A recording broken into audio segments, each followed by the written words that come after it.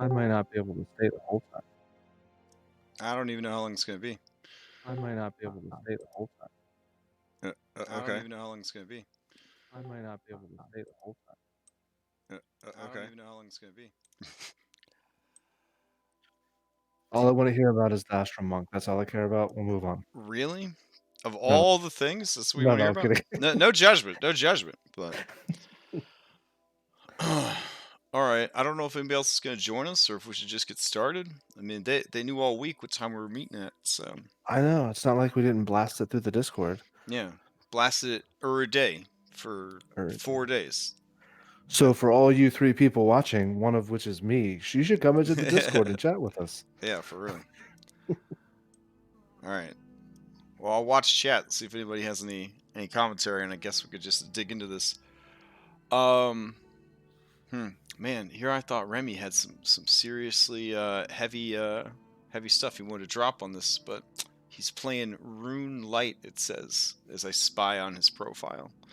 So, all right, in my left-hand window, I've got Tasha's book open. I'm sure this is some kind of terms of service thing that D&D Beyond's gonna like send me to jail for or whatever. Hopefully the resolution's bad enough that they won't get too mad about it. Yeah, I can't even read it, Yeah, so it's, cool. yeah, And yeah, yeah. then on the right-hand side is the November 4th, 2019. Man, it feels like only yesterday when November 4th, 2019 happened. Yeah. But it was over a year ago.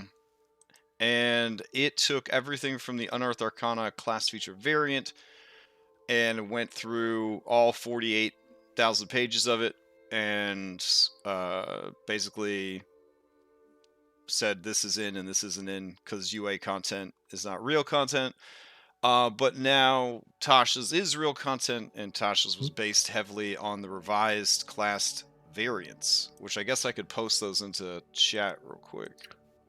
And pardon my ignorance, but this has happened, like, periodically over the course of, like, multiple months. They drop, like, 2 here, 3 here, right? It's not just Well, when they play test them? Tasha's takes everything from the past like 2 years, sort of like Xanthos did before it.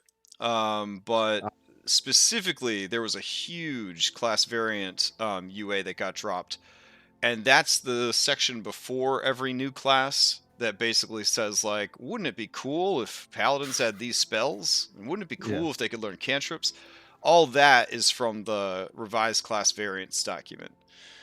Okay. Yeah, which I'm gonna actually just update this document, I guess, as I go. So let's see. We'll do a version history, and we'll name this one November 2019. Save. There we go.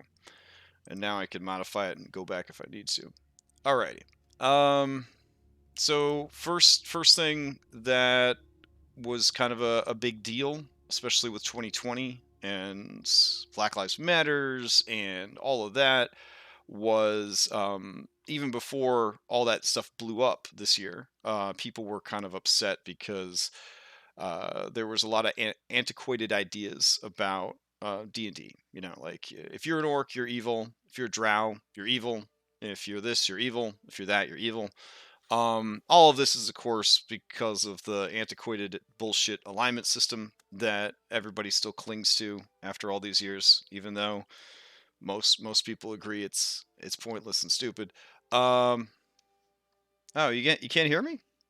I Uh, I I can hear you through the stream, but oh, it oh, might be him. Yeah. can you hear me in? Yeah, you can hear me. Hold on. Yeah.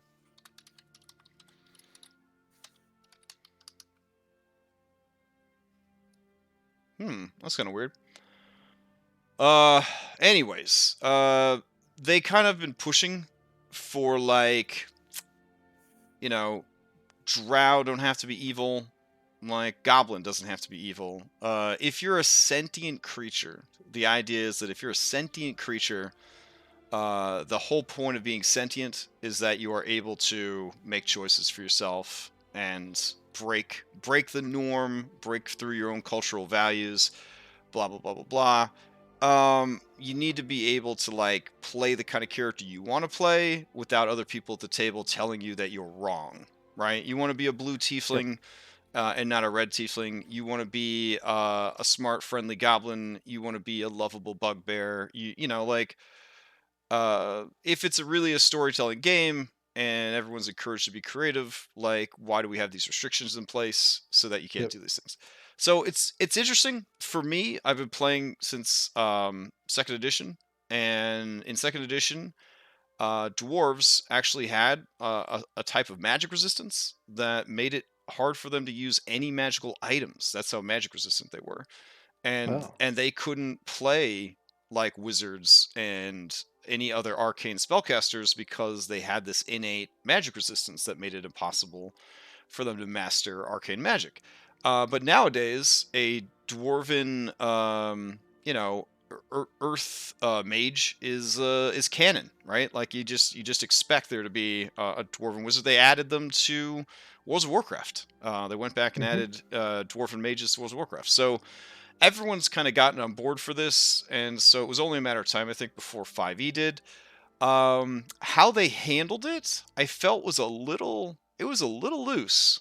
It was a little loose. I think I'm in preference of my own changes, which hmm, was a +2, a plus or a +1 to two different stats, and a -1 to another stat, something like that.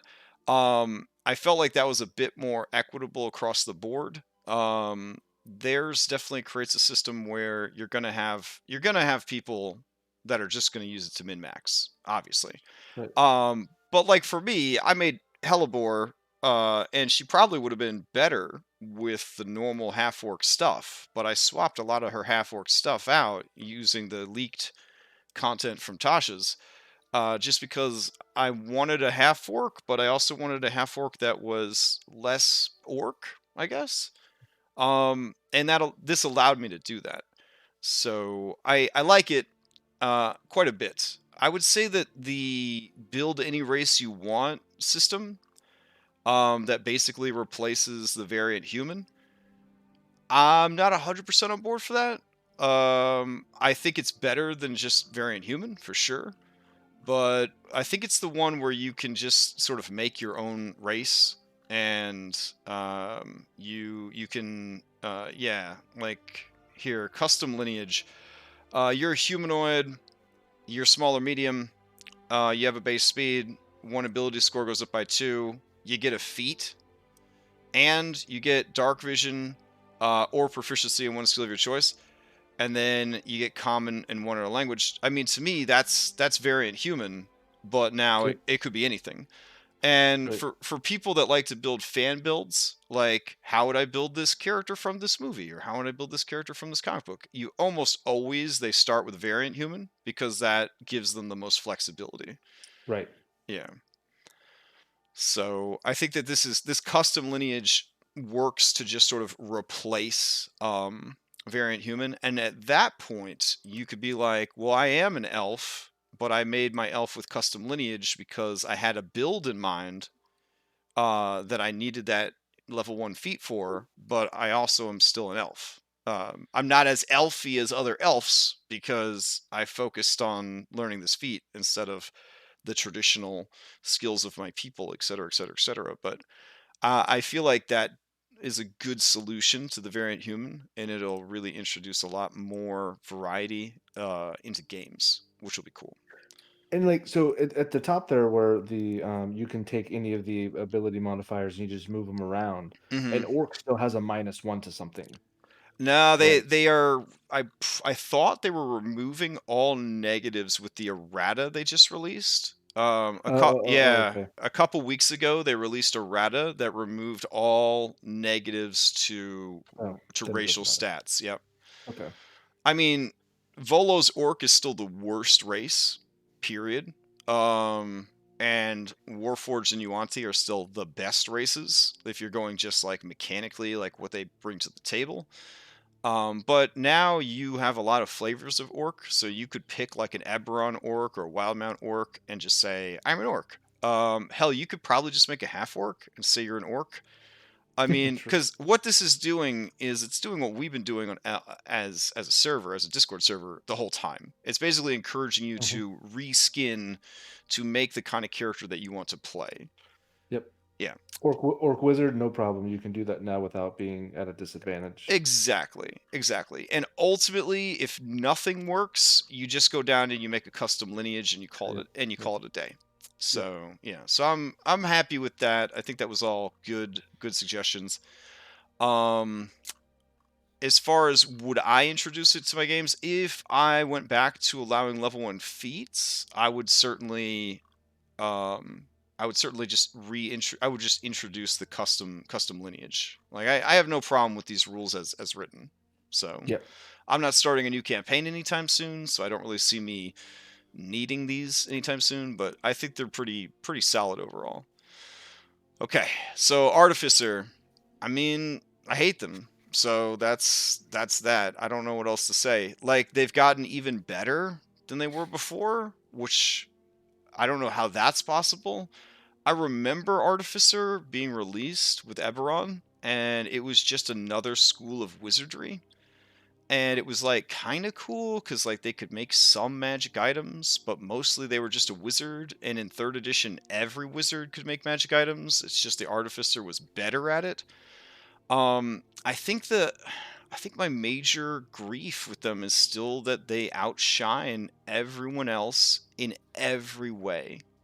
Like you could reskin any of the four artificers to just be any other class in the game and it would be better. Like I could make any kind of artificer and be like, "Oh, I'm a spell thief."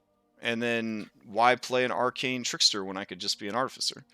Yeah. You know, like it's that kind of stuff. There's no other class that has the ability to gain expertise with tools. There's really not a strong crafting system in 5e, so no one else is out there making magic items for the most part. Um, Not true. so you bring the artificer on board. Um, most players in my games around level 10, they start to realize that 3 attunement slots is not enough attunement slots. And then you've got the artificer who's like, that's cool because I get 5. I mean, it's literally every aspect of play. They're just better than everyone else, and it just feels so imbalanced to me. And it's one of those things that as people find out more and more, like, oh yeah, just take an artificer and reskin them into this, it's become like the every group's going to have an artificer in them.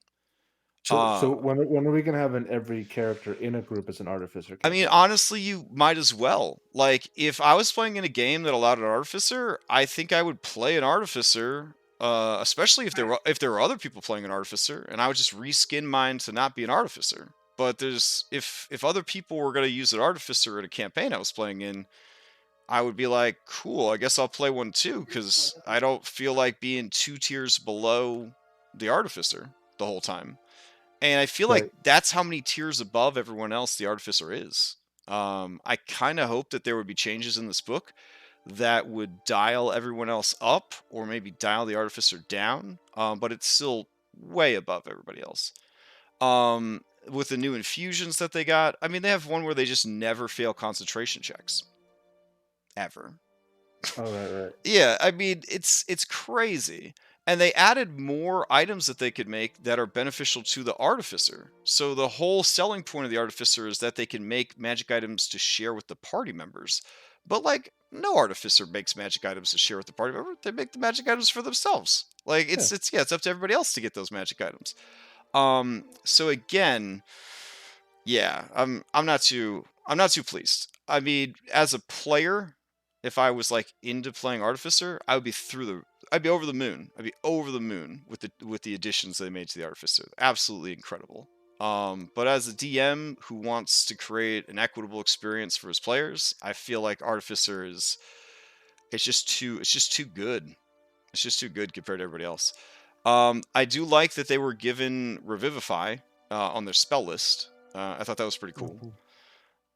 I think more people with Revivify, especially for the more casual games, the more critical role type games, yeah, the more people that can have that, the better. Um, as far as keeping characters alive and going and all that jazz.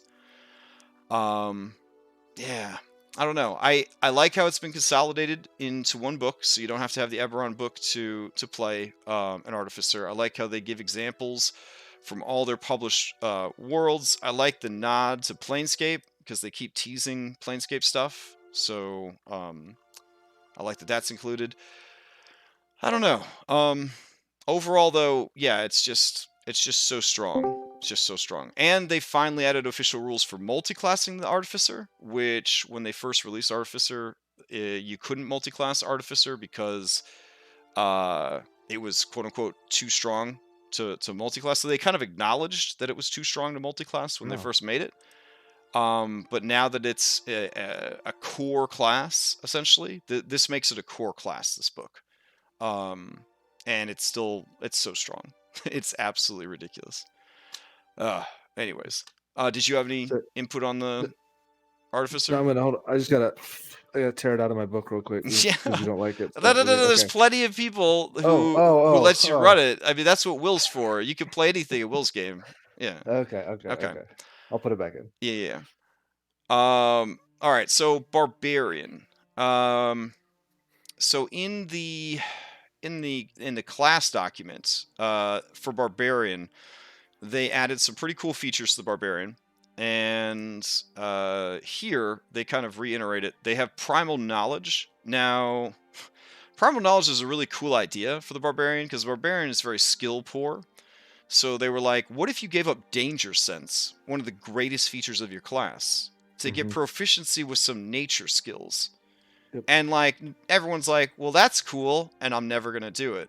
I had a player do it. So Philippocles in the Monday night game did it, and he cries about it a lot. He cries about it a lot because skills are cool and all, but advantage to all your dexterity saves is way cooler. So with Primal Knowledge being an optional thing, I would definitely recommend adding it in because all you're doing is giving your Barbarian one extra skill at 3rd and one extra skill at 10th. That's not going to break the game. And you're not replacing something; you're just giving it to them Right. extra. Right? They keep their danger sense and then they get those extra skills over time. I think it's important that they keep that. So, yeah.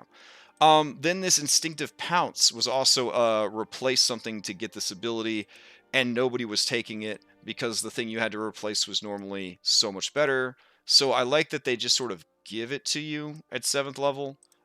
Because a lot of barbarians, after they rage that first round, they don't got shit to do with their bonus action. Yeah, so having the bonus action, as well here, as part of the bonus action you take to enter your rage, you can move up to half your speed. I think that's good because most barbarians do run like bear spec, and so they're there to tank. And if you can't get to the thing that you're supposed to tank, you're not going to be able to do a very good job tanking. Yeah, so adding just a little bit of movement there to the rage, I think that was a really good move. As far as the new paths go, I think Path of the Beast is fun. I don't see a lot of people signing up to do it. You know, like it's cool, it's flavorful for sure. But I just don't see a lot of people choosing that over Bear Barbarian. That's the problem with Barbarian. It always comes down to, is this as good as Bear Barbarian? And unfortunately, nothing's as good as Bear Barbarian. So they could design, they could design as many subclasses for Barbarian as they want, but like, who's gonna take them when Bear Barbarian's the thing? Now, the homebrew one from Thylea, the Hercules Barbarian, that is good enough to compete with Bear Barbarian, and I would honestly say that should be opened up to all D&D games, because it's a great subclass, and utility wise with that grappling skill and that free grapple as a bonus action, that's huge. Yep, you can grapple giants. Yeah. So the beast will be fun. I definitely see people picking the beast for like one shots in like short campaigns, but I can't imagine too many people are going to use beast for everything. Wild magic, honestly, it's not. I kind of wished it was a little bit more wild. It's only got a D8 for its wild magic chart. And almost all of them are good, so it's very different from the wild mage. They definitely changed it because I mean we tried the old one and you hated it as a teammate, right? Oh yeah, yeah. All the So I think all they the players changed hated it because like, there was so much friendly fire stuff. It was so much friendly fire stuff. yeah, I Yeah. think like even the whatever that sorcerer is, the base sorcerer, like no one, like people play it in one shots, but if you had to play a campaign with that, you'd get so mad. Yeah, we had a wild And I sorcerer think in the 1 to 20 game I played with Wes, and like yeah, we hated that dude. Like all kinds of yeah, random stuff would happen and just monkey wrench whatever we were trying to do. And I've played a wild mage when they were first introduced in second edition, and it was the same thing. I killed numerous party members with wild surges. Yeah, yeah. So nobody liked I me, can't nobody liked blame my them character. for Yeah. I can't blame them for changing it to Yeah. just, you know, these are all good effects. And it had to, again, it has to be really good or no one's ever going to play it because Bear Barbarian, you know? Like, Yeah, I I think this is pretty good though. Yeah. This is pretty at least it's flavorful and interesting. I like how they introduced a D3. That's probably the most wild thing that they could have done because there's going to be a lot of people who have no idea what the hell a D3 is or how to create a D3 in real life. I mean, right now, No one wants to do division. yeah, right now with, you know, virtual Yeah. tabletop, it's no big thing, but I could see a lot of groups just house ruling that as a D4. I own some D3s, and I also learned basic math when I attended school, so like a D3 is not a problem for me, but I could see it definitely being a monkey wrench for some people that there's a D3 there. Mhm. So, I wish they had the courage to fix the Berserker while they were making changes. Yeah. It would have been really nice, even if they made it an optional class feature to fix them, but they did not. So I'm going to keep my change to that in my rules document where they, instead of gaining a point of exhaustion, they lose a hit die. And if they don't have hit die, then they get a point of exhaustion. So, yeah. Raw, you can play a Fury or whatever they're called, Berserker, Fury, Barbarian.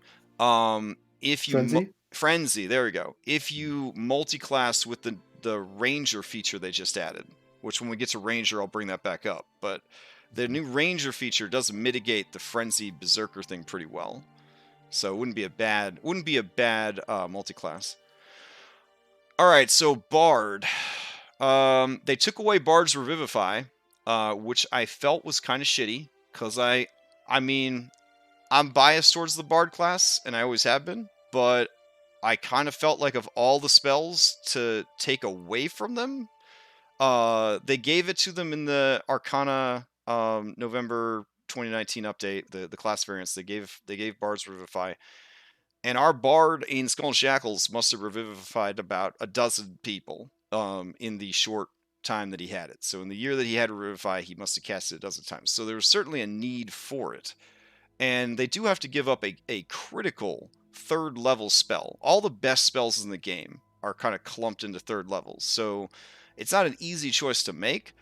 But it feels weird to me that a class that's support and heals, they would take away Revivify from them. And maybe it's a balance thing because Bards are already so flippin' good, and Bards can technically learn any spell in the game with their magical secrets or whatever. But I still felt like it was kind of silly to give them these other spells, like Slow and Intellect Fortress and stuff, and then not just give them Revivify also. Seems kind of weird. It's almost like the mass healing word was like, you're not gonna resurrect or revivify somebody, but you can heal everyone with a bonus action. Yeah, and like Bards already have so much they could do with their bonus action too. Yeah, but I mean, I like that it's there. I think I might add Revivify back in for Bards. I don't know. Magical Inspiration. I like this a lot. You can use it to boost healing, which is pretty hype, or damage. So I thought that was really cool. And because a lot of people don't remember to use inspiration dice, or a lot of people just save their inspiration dice for cutting words, or one of the subclass features. So anything that makes basic bitch bardic inspiration more useful, I think is a good addition to the game. Bardic versatility. this is stuff that was heavy duty in the November 2019 class variants article or feature or whatever it is, the UA thing.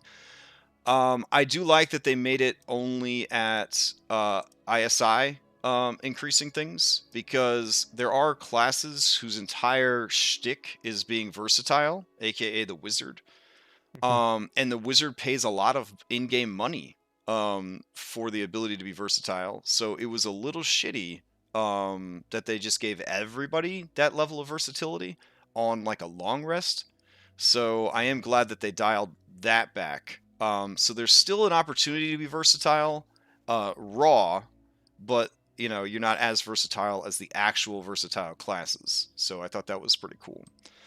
And for the bard, it even applies to their skill expertise, which is pretty cool. I think both the new colleges are amazing for different reasons. I think the College of Creation sounds like a joy to play. It just sounds so much fun. And I think the College of Eloquence, if you combine it with a player who's a very good role player, they're going to completely dominate any campaign they're in. They're going to absolutely destroy any game. There was a build in, I want to say 3rd edition, where you could basically make a bard who had like a plus 40 to all of their diplomacy, which was persuasion at the time, and bluff, which was deception. And so you could basically just tell people what reality was. You would be like, you'd be like, no, I am the king. Roll the dice, 47, deception. Oh, I'm sorry, Your Majesty. You must be in disguise. Of course I'm in disguise. I can't go out in public like that, in my normal guise. So you get somebody who's really quick, like quick wit, charismatic, like creative. You get a dungeon master who decides to be a player, and they play a College of Eloquence bard, and they're gonna ruin your life. This is a really strong subclass. Yeah, like especially if the DM in question honors that sort of stuff. Like, oh well, you roll to seduce the dragon. I guess you do. Yeah, like that's what this class is for. This College of Eloquence. This is so you can finally raw seduce the dragon. No matter what happens. So I thought both of them were really nice additions. Anybody got anything to say about bards? I felt like the creation bard was a little bit similar to was it the wizard that can create any object? Yeah. It almost felt a little bit like a reskinning of that. Yeah, you talk about the transmutation or the illusion one. I think it's the illusion one that can just yeah, there's a bleed over there with the Forge Cleric, because the Forge Cleric can also just create stuff. The way I see it, 6 years of content, 23 new subclasses, with bloat, with content bloat, you're gonna have overlaps. You're gonna have French vanilla, you're gonna have regular vanilla.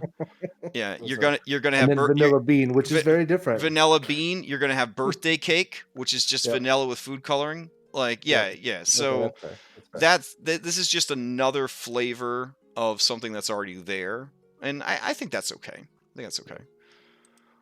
Let's see, Cleric. Cleric was already, in my opinion, probably the best designed class that they had.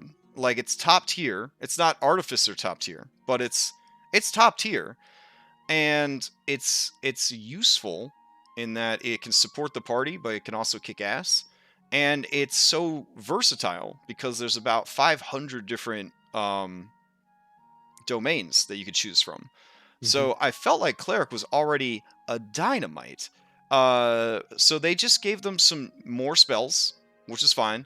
But then they were like, no, that's not enough. Let's give Cleric, who was already really great, let's give him some more stuff. So they got this Harness Divine Power. As a bonus action, you touch your holy symbol, utter a prayer, expend a spell slot, the level which could be no higher than half your proficiency bonus. The number of times used is based on the level you've reached. And basically, you have Arcane Recovery like a Wizrobe, but for Divine Magic. Which is like, holy shit. I feel like Wizards might be a little upset about this. If there's like a But wizard. you're expending a channel divinity, right, to do it? Yeah. You're expending a channel divinity to get back, Okay. so it's not I mean, as good as yeah. Arcane Recovery, but it's still pretty damn good. Yeah, it's still not that expensive. And if Yeah. you picked a domain that's got a real boner for like your channel divinity ability, and there are a few out there. Like I played Nature Cleric. I don't think I ever successfully used my Nature Cleric channel divinity, which was it was like turn undead but for beasts. And like, yeah, like how situational is that shit? So for that character, he would have loved being able to cash in those channel divinities to get spell slots back. That would have been amazing.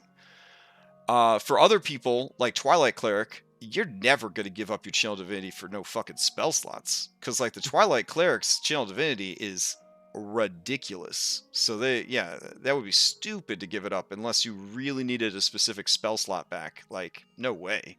I like it though, because it's a good optional ability, because it helps out some domains that are not as interesting or well developed as others, and it kind of brings them back in line with the other ones. So with Cleric, it's not about balancing it with the other classes, it's about balancing it across the 20 plus different domains or whatever that there are. Same thing here with cantrip versatility. I played a Grave Cleric, and Grave Cleric has the ability. Oh no, not versatility. Sorry, versatility is where you can swap out your cantrips, and that's fine on ASI levels. Because you're going to take some boner cantrips and realize that they're no good, and then you're going to just switch back to Toll the Dead. That's just what's going to happen. Right. Blessed Strikes. This is the one. I had a Grave Cleric. He got to add extra, damage to his attacks, necrotic damage or whatever, and it was awesome. But he also had like an 18 dex and a really cool magic bow, even though he was a cleric, and so he was already like wanting to make weapon attacks. I like this because there are going to be clerics that took certain domains because they wanted the domain, but they didn't need to deal extra weapon damage. So the option to give that up to deal cantrip damage instead, I think that's really cool and a really nice versatility feature to add to the cleric. So as much as I didn't think the clerics needed anything extra, I felt that all the additions to the cleric were good. Yeah. So I was happy with them. Now these 3 new domains, Order, and got some retooling, and it's good. I think Order is really good.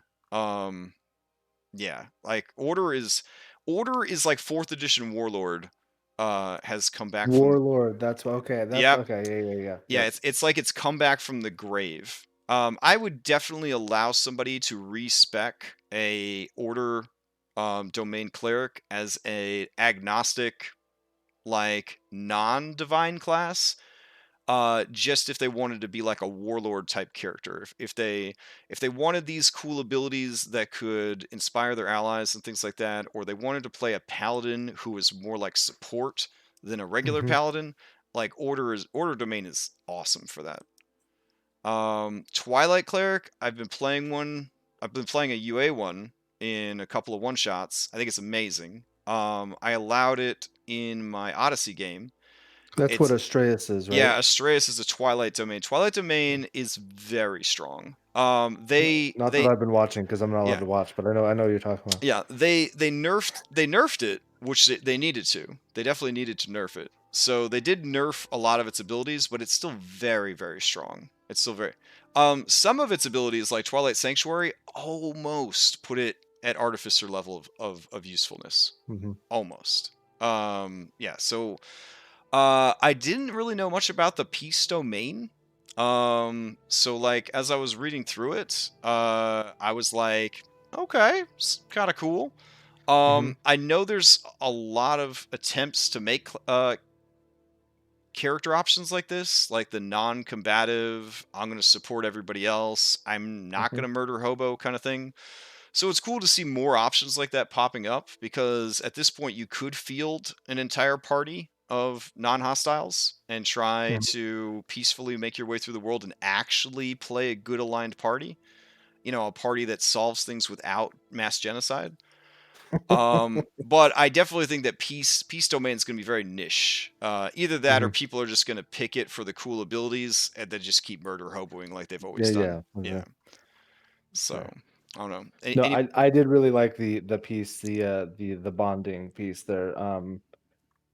For it all wasn't this similar to kind of what they tried to do with the love domain when that first kind of came Yeah, out and then yeah, got hushed? yeah, Okay. peace is totally the reskin of the love domain. But then people were like, "Love domain, you might as well call it the rape domain." Right. Yeah. When And they then got Wizards of the Coast was like, "What the hell what? is going on? Like, what? What?" And then they were like, "We meant to say unity. That's what we meant to say." Right. And That's what. Yeah. Yeah. and then they had to change it again to peace to further distance themselves from love domain. So yeah, and I did play a Yeah. love domain cleric, and he died. And I still cry about it sometimes in the dead of the night. But yeah, the emboldening bond where you bond people together in friendship and love and all that. Yeah, I could see a lot of people picking this class, but certainly not playing it to be peaceful. I could see them picking this to have a really strong set of like abilities that work to synergize a party and make the party like work really well together. I feel like peace probably is not the best name for it, given that Yeah. right here they add their wisdom modifier to damage they deal with cantrips. Why you deal damage if you Yeah. represent Yeah. peace? You know what I'm saying? Yeah. Yeah, but Yeah, it should almost be. Yeah, no, I agree. I like the idea, and it's something that I would like, probably. wouldn't a peace domain cleric have an 8th level feature? You could deal non-lethal damage with your spells. Yep. That seems more peaceful than extra damage. Or giving advantage on like reducing hostile, right? Someone who's hostile to you or something, and then finding ways like it would be something along those lines where Yeah. I could see that too. But this Either is right up my alley. This is yeah. my personality. Would really like to play that type of cleric also. So like I like seeing that All in there. all three of these cleric subclasses and the new optional class features are just dynamite. Like Yeah. this, yeah. Clerics made out like a bandit. All right. Druids. Okay. So, druids retained their access to revivify, which is huge. And they got to keep their find familiar. This is again when I'm saying this, I'm referencing the Unearthed Arcana class features thing that this is all kind of based on. I felt like being able to spend a wild shape for find familiar, while very powerful, Hmm. made sense because almost every version of druid in D&D has had an animal companion. Yep. You know who also should have gotten this goddamn ability that they could have paid for is the ranger. The ranger should have been able to spend some kind of resource to get the find familiar spell, or just be able to Hmm. cast it once a day, because it's complete bullshit that the ranger does not have a find familiar spell, and the druid does. The cantrip versatility, it's good. And then that's really all they changed for Druid, and that's all they. I mean, honestly, without completely revamping the whole class, that's really all they could change about them. Hmm. Keep in mind I that think the OG Druid, the one that they had when they were playtesting 5th edition, was basically this wild shape barbarian. Like this wild shape origin of the beast barbarian, this is what they originally were designing the 5e druid to be. You when you I would remember when you you would talking about yeah, that. when you would Okay. change forms, you would literally pick some wild shape features from a list, and you like this is the playtest druid right here. This form of the beast is the playtest druid. But without completely changing the whole class, I don't know what they could have done to druid to make it a little bit more balanced, I guess. It's not even that they're OP strong. It's just that they're so front loaded, especially like Moon Cleric or sorry Moon Druid. And I see it in almost every game. Like the Moon Druid hits about 7th level, and they start to realize that their beast forms are not keeping pace with the monsters that they're fighting, or even with their fellow party members. So yeah. Oh, you were saying something? Uh, I was just gonna comment on the Wild Companion. I Mm-hmm. think it's like similar to what they did with the clerics. They're using it to bring in line a lot of the other druid classes that had like no use for their wild For shapes. their wild shapes, Because yep. like, yeah, because if you're like not a moon druid, you're not really gonna want to change into an animal most of the time. Mm-hmm. And just being able to summon something with that and use that wild shape as a resource, I think is really smart. No, Yeah, they yeah, probably it's a should have. good move, and I'm glad they did it. I'd almost like to give rangers the option to spend a hit die to cast Find Yeah, Familiar. that's what I was about to say. Like Yeah. they should have had ranger get some kind of expendable resource like this. Mm-hmm. So like if wild shapes becomes the druid's resource, and like other classes have key or channel divinity as a resource, Well, all like rangers have rangers don't spell have. slots already, so they could have just added Find Yeah. Familiar to the ranger's spell list and called it a day, honestly. Yeah. And then just add this flavor to it. It's a fae instead of a beast, or it's a ranger, so it could be a beast. Like I don't know. It's such a simple fix that they could have done, but we're not on ranger yet, so. Circle of Spores has been in UA for years and years and years, so it is nice to finally see it official. I think they've made enough tweaks to it that it could finally stand on its own. Before it was kind of like you combined it with Monk or Barbarian, to basically bring out some of the better features of it, like the Yeah. the tankiness of it. I think the biggest thing they changed was instead of poison damage, it's necrotic now. Yes, it's Makes it huge, actually huge. viable. Yes, because half the things in the game it feels like are immune to poison. So definitely the switch to necrotic is going to help a lot. It's such a flavorful class that I imagine, especially with the critical role guy that Caduceus, and he's got mushrooms and plants and all that, but he's a grave cleric. I think a lot of people are gonna try this one out, and I think a lot of people are gonna be pretty happy with it.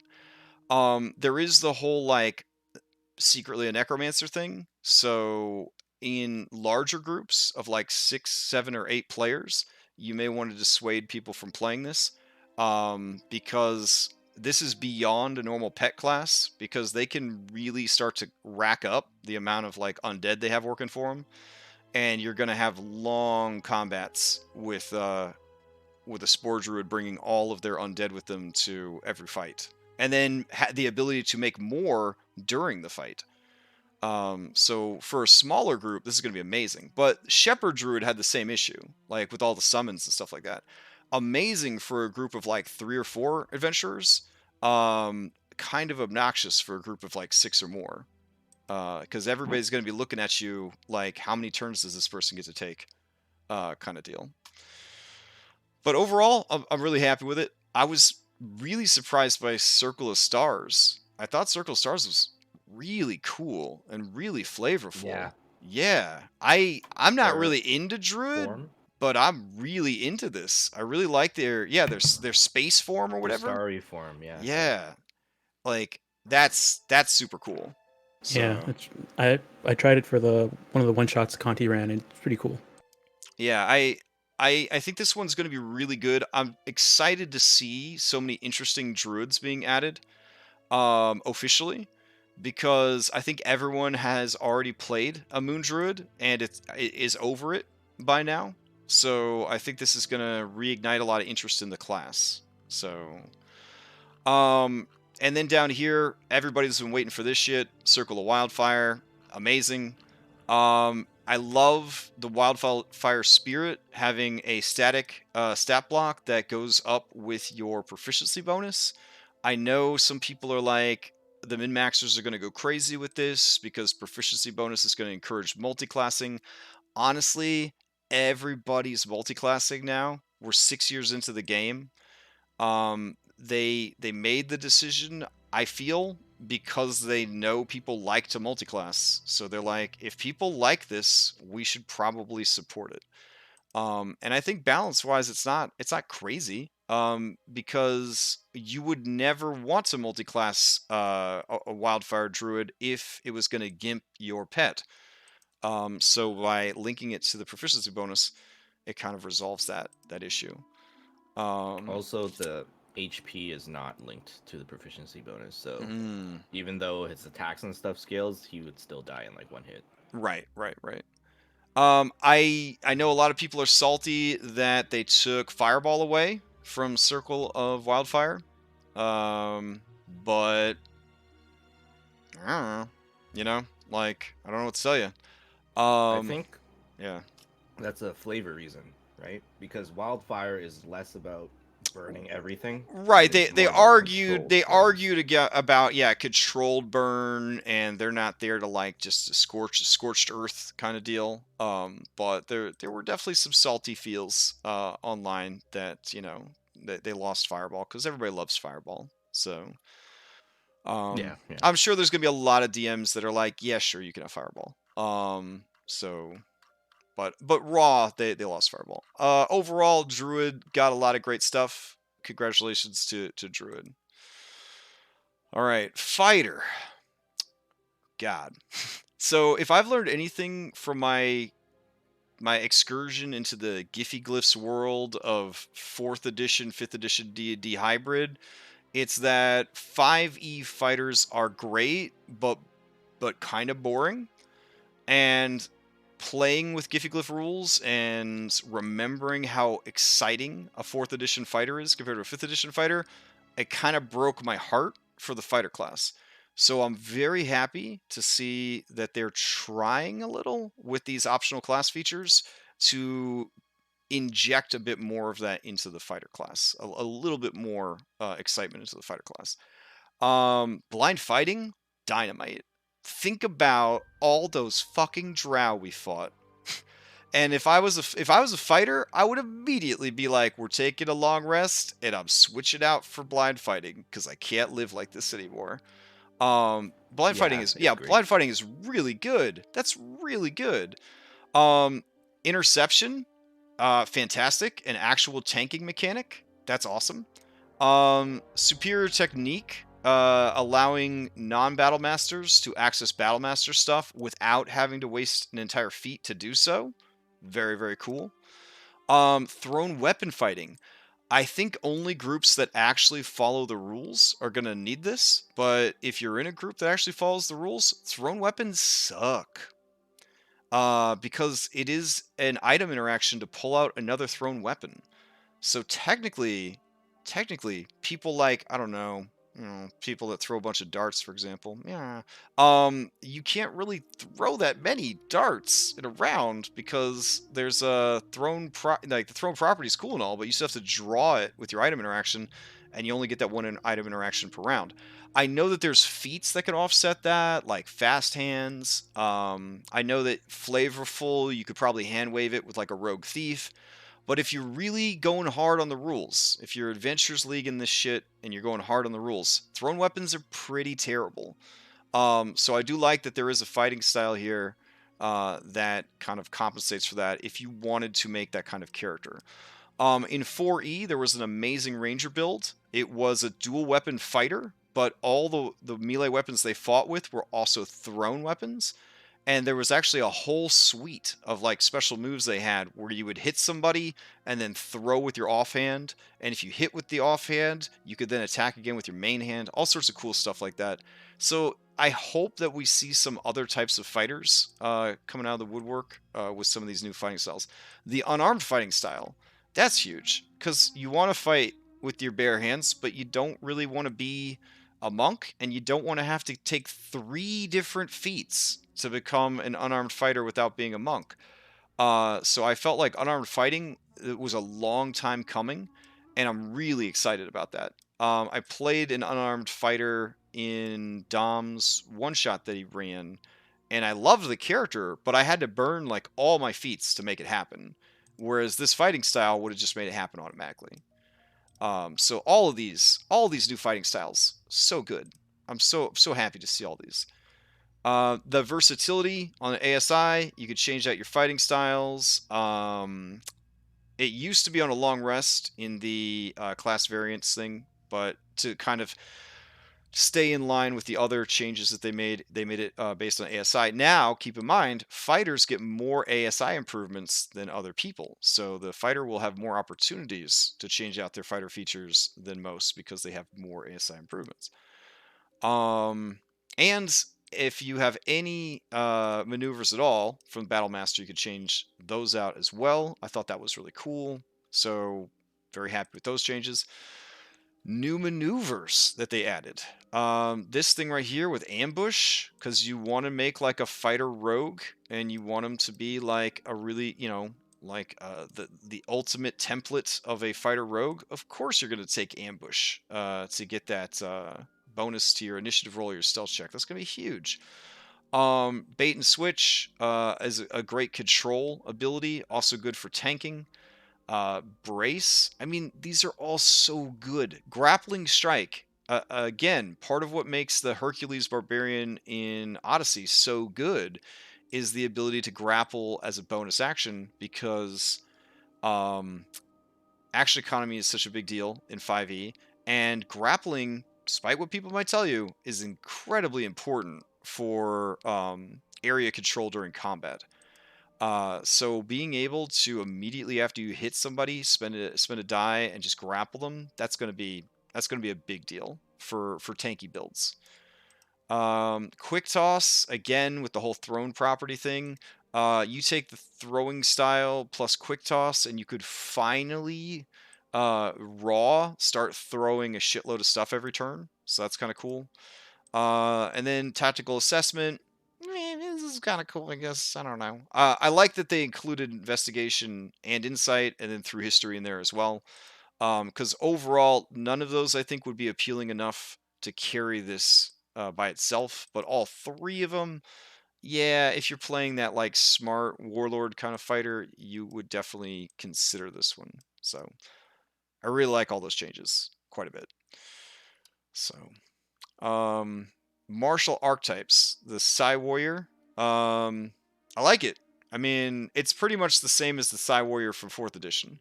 I'm a little confused how it feels like every psychic subclass works differently than every other psychic subclass. I kind of thought it'd be cool if, for multiclassing reasons, every psychic subclass worked the same so that they could share resources between them. So if you went like Psychic Warrior and Psychic Rogue, you would be able to benefit from like that synergy. But because they all seem to work slightly different from each other, there's no opportunity for that. But overall, I mean, it's pretty fun. It's definitely dialed down from what it used to be.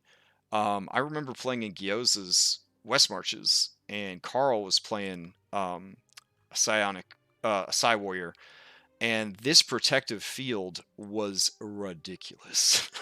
I think it was like a D10 or a D12 or something. So every reaction, he could reduce damage by like 1d10 or something like that. And there was no limit. There was no limit at all. Now they've nerfed it so that you have to expend psionic dice and like all this other kind of stuff. But in playtest, there was no limit on how often you could use this ability. It was as long as you had a reaction, you could do it. It was crazy. I like how they handled telekinetic movement by saying it's similar to Mage Hand, but actually expanding on that. They kind of lazy boy just said like, yeah, if you're psychic, you have Mage Hand, but it's invisible. I don't know. But this actually explains a bit more how it's different than a normal Mage Hand. So I thought that was pretty cool. Yeah, overall, I think it's a good class. I think it'll be a lot of fun to play. Rune Knight. Rune Knight got some much needed nerfs. It's still very, very strong. I feel like it's a bit less confusing than it used to be.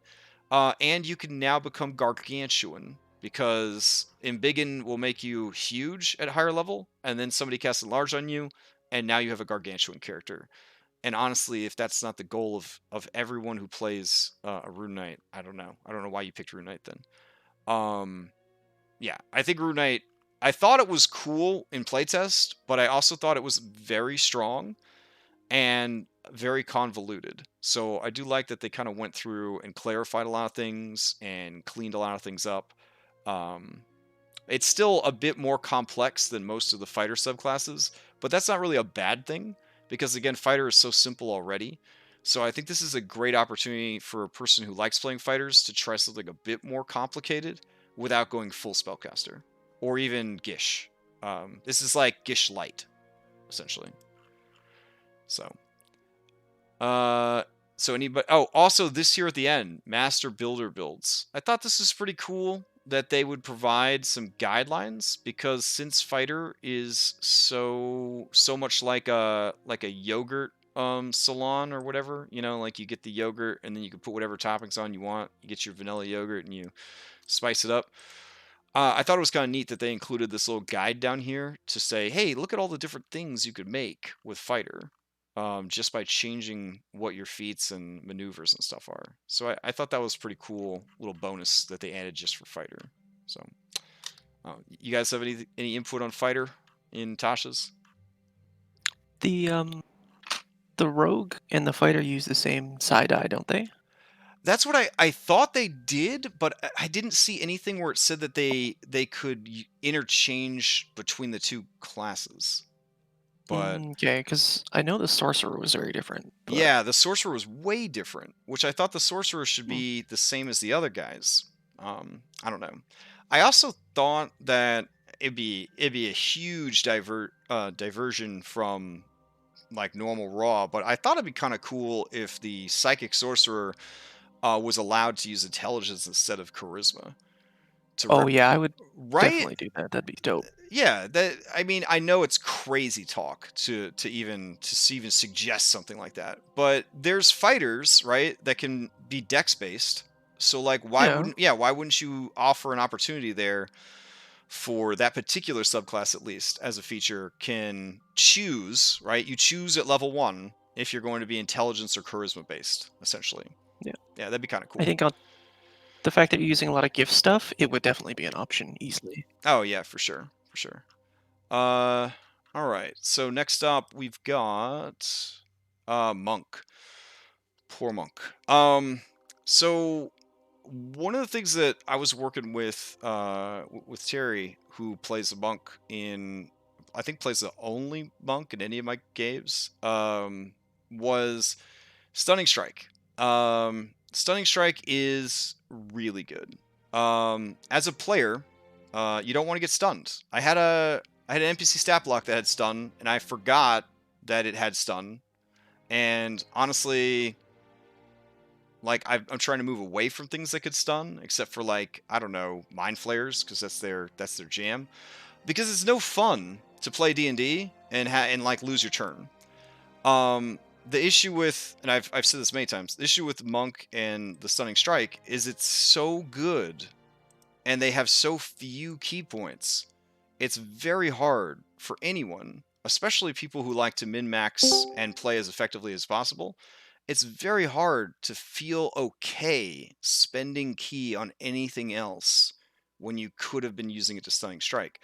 So what we did with Reset is we took away the Stunning Strike feature, but increased her hit die up to a D10 instead of a D8, and then increased the amount of key points that she has available. And honestly, I feel like it's been like 3 sessions since we made the changes, 4 sessions, but I feel like I've seen her do a lot more, like a bigger variety of things than she used to do, because she has so much key now that there's no reason to sit on it. So you're getting a lot of like Step of the Wind, and you're getting a lot of Flurry of Blows, and you're just seeing a lot more of the other features that would just take a back seat to Stunning Strike. So she has so much key that even if I use like 2 per turn, I would never need to short rest. Right, which is also kind of nice, because parties with monks, kind of like parties with warlocks and fighters, they want to short rest all the goddamn time. They want to short rest after every single fight. And I've played a monk only once, but I've DM'd a few monks in the past 6 years, and they didn't have enough key points. They didn't have enough. Like, God forbid we even talk about the 4 elements monk as written. Like, there's just not enough key to sustain a lot of these monk subclasses.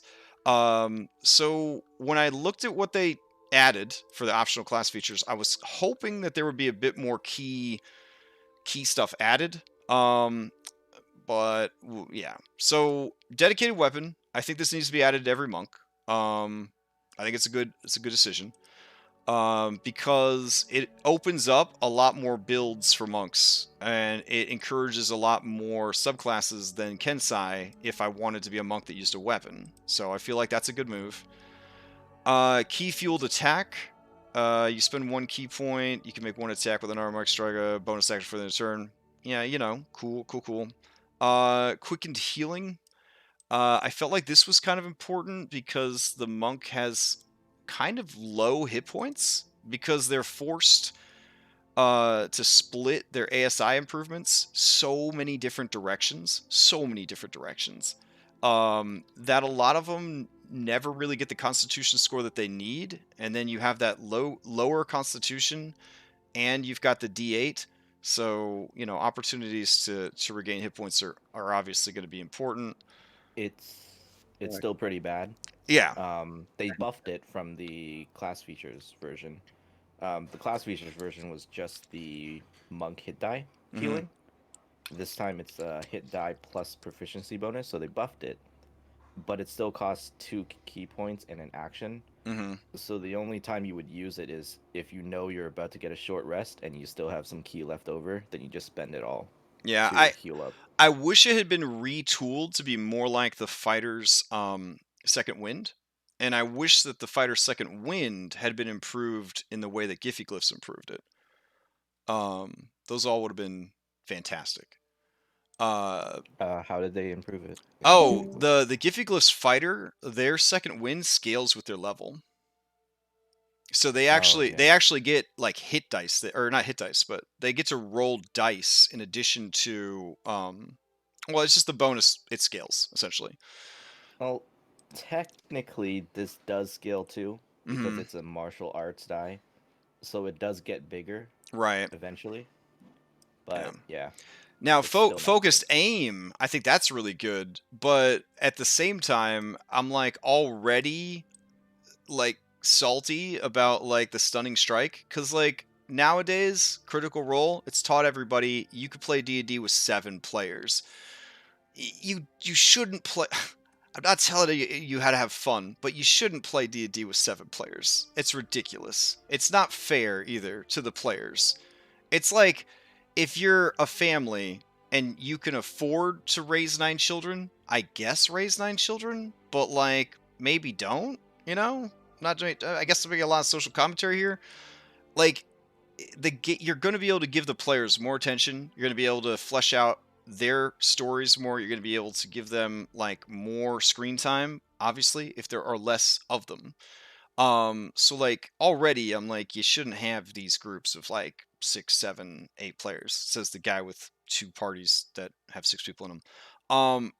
But it's even worse when you have certain features like Stunning Strike. Like Stunning Strike, when 5 other people get to go, plus the monk gets to go, Stunning Strike is a death sentence for most things. And obviously there are other things like that, like Hold Person and on. But with Hold Person and other spells, there's other things that those classes can do with their resources besides that. Whereas the monk, again, I have a thing I can spend key points on that will be an insta-kill. Why would I ever use key points for anything else? And then adding this focused aim to it, I guess at least makes sure that the monk is always going to hit and drop that stunning strike. I don't know. But are they though? Because are they going to want to waste key points just to make an attack roll? Yeah, normal monk at 5th level, probably not. Right. You might use like 1 if you're like 1 off and you know you really need to get that hit in. Just to raise your attack by 2. But I don't really see anyone raising it by 6. Like that's right. Again, it's like, it's a cool feature, but if you're saving those key points for Stunning Strike, you're not going to be wasting no key points just to make sure one attack hits. You make so many attacks as a monk, you'll just roll a new attack. Yeah. Like why waste the key points? So yeah, I have mixed feelings all across the board for everything they added for the monk. It feels like they tried, but they just don't still understand the problem there with the monk. As far as like the design goes, they designed it to be too many things without any unifying way to make them all work together. It's very frustrating. As far as the new subclasses go, we played with a Way of the Astral Self, and I thought it was pretty dope. It did some pretty cool stuff. I think they nerfed it a little bit from the UA. But overall, it's flavorful, and they added a lot of cool. Like it's cool. It's a cool subclass. I don't feel like there's any subclass of monk that is so much better than any other subclass of monk that you have to compete with like a popular subclass. Like with Barbarian, you're always up against Bear Barbarian. But with monk, I don't really feel like there's any particular subclass of monk that, we have to make this at least as good as that or no one's going to play it. So. Well, I mean, you rarely get anyone playing monk anyway. So. Right, yeah. And then the Mercy Monk is kind of interesting though. Yeah, the Mercy Monk was really interesting. I like that you've got sort of this monk who's like also a healer, but at the same time they're like healing and doing damage. That was the cornerstone of 4E design for healers. 4E design was every healer would do something in addition to healing. You would never just heal. Because throughout the history of the game, people who play clerics and healers complain that that's their whole fucking life, is waiting around for their turn so they can cast a healing spell. In 5e, that's a big part of why they made Healing Word a bonus action. Because they wanted to make sure that when your turn came around and you had to heal somebody, you could at least do something else on your turn. But I like that this combines like damage and healing together. It's very 4E flavored in that way, so I think it's pretty cool. There are some there are some weird things about it, like meta things about it, where you could essentially literally pound sand with like your attacks out of combat, for example, and as you are punching sand, you could be healing people that are nearby and all sorts of other weird silly things that you could do with it. But overall, I think it's really interesting, and if I were to play a monk, I think I would play a Mercy Monk, just because I like that combination of damage and healing in one. So, but heart very sad for monk, because I feel like monk and ranger in this book could have gotten so much more. They could have used this optional class feature section to really add some fixes to the class without pissing off like the hardcore you can't change my game, I paid for my player's handbook, I shouldn't have to pay for errata, etc., etc., etc. By making it quote unquote optional, it could have really unlocked some potential for the monk, to bring it up to the tier of some of the other classes, and I feel like they didn't do that. So very sad. All right, Paladin. Paladin was already one of the best classes in the game, period. Already one of the best classes in the game. Anybody that you say that to, they're going to be like, how about those dex saves, though? And then they just take Shield Master, and then they're good. So they're really... Paladin's fantastic. It's a fantastic class. So I couldn't imagine too much being added to Paladin to make it better. They gave him additional Paladin spells. They didn't give him Revivify, which I could have sworn they gave them in the class features UA. So they, I guess like Bard, they took that away. Kind of sad. I feel like if you had a group that didn't have access to Revivify, but they had a Paladin, you might give the Paladin Revivify anyways. I'm looking at it now. It looks like they didn't give them Revivify. They gave them Spirit Guardians. Oh, but that stepped on the crown oath hardcore, because that was one of the biggest pulls of playing a crown oath, was that you got access to spirit guardians. Yeah, Yeah. that seems a little crazy too. A paladin with spirit guardians. Oh, it is crazy. Crown Paladin, Like, yeah, Crown everything. Paladin's like the hidden gem. Like, a lot of people don't know about Crown Paladin because it's in the Sword Coast Adventurer's Guide. And so they don't realize that it's a thing, like a lot of people, because there's no Roll20 support for it. But Crown Paladin is really good. They get spiritual weapon too. Crown Paladin. So you got Crown Paladin's got spiritual Nice. weapon and spirit guardians. It's very, very good. So they added some spells, which are okay. Paladins are in a similar situation to monks, that no paladin will ever cast their spells when they could be holding onto them sweet, sweet smites. So really, you could have given paladins any fucking spell in the game, and they would have been like, "Oh, that's cool," and then they would just keep smiting.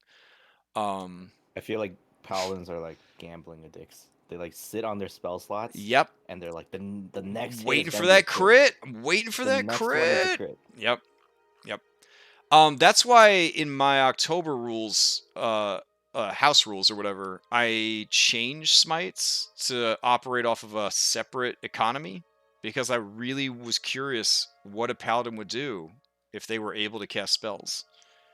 And the paladin in question, Andronikos, actually cast healing spells and buff spells on himself and his allies.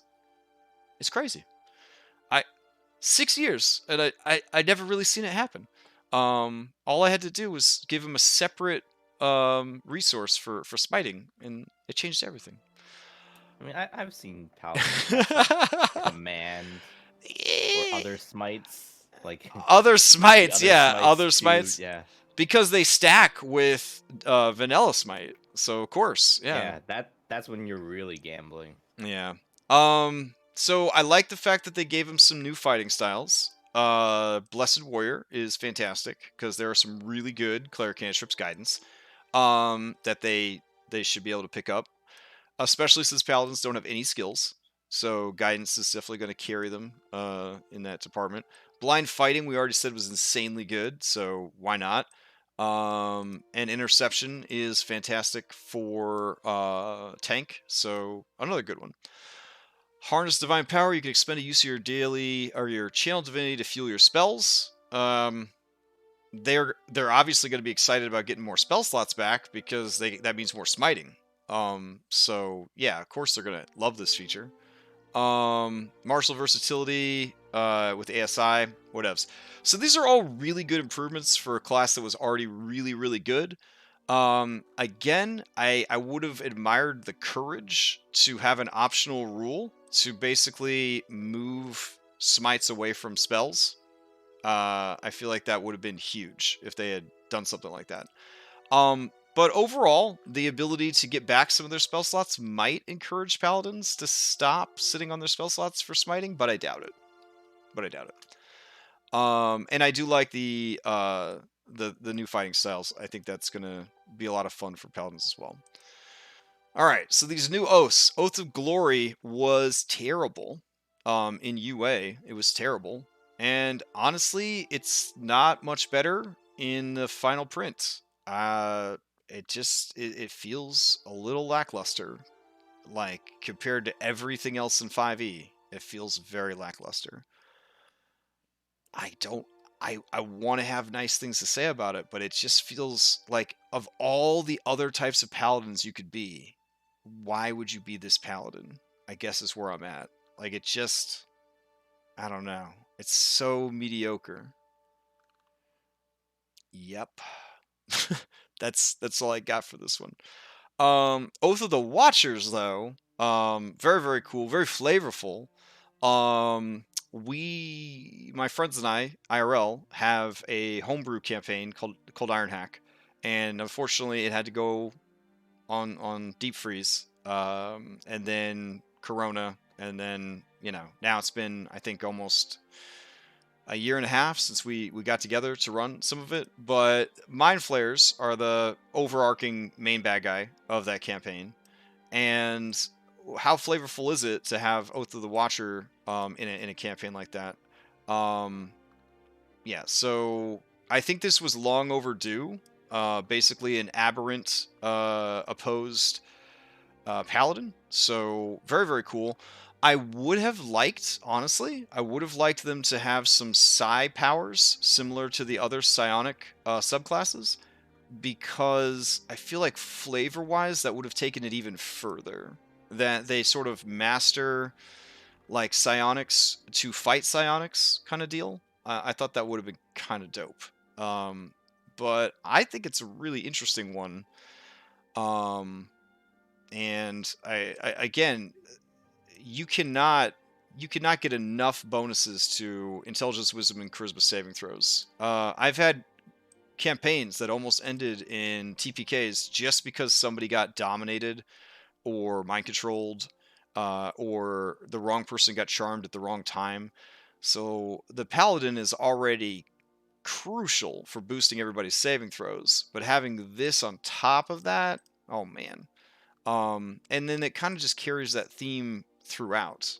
I think it's really fun. I think it's a really cool one. So, yeah. So overall, Paladin's got one very interesting subclass and one very boring subclass, and some very cool optional stuff for all classes. So I feel like Paladins did okay. Paladins were already on top of the pile. So they really didn't need anything extra. You have anything to add on Paladins? Anybody?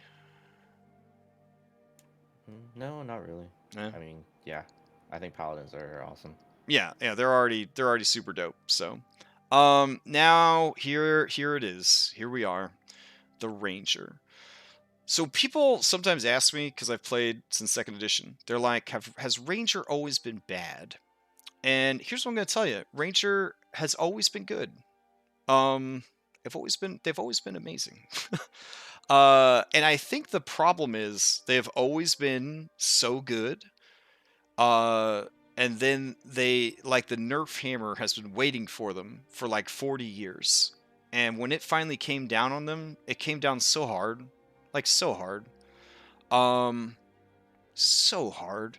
And like, I feel like the first step to fixing Ranger is to admit that they screwed up with Ranger. And I feel like even with the Baldur's Gate people being like, you guys done fucked up Ranger, they will not fix Ranger, because fixing it would mean that they broke it in the first place. I don't know.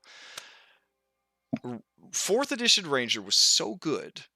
It was so good that I could certainly understand why they nerfed it so hard for 5e, but like, it's been 6 years. I feel like Ranger's been in the penalty box long enough. I feel like the optional class features could have fixed this problem.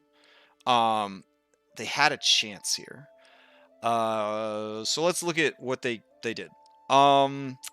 They got rid of, well, you could swap Natural Explorer for Deft Explorer.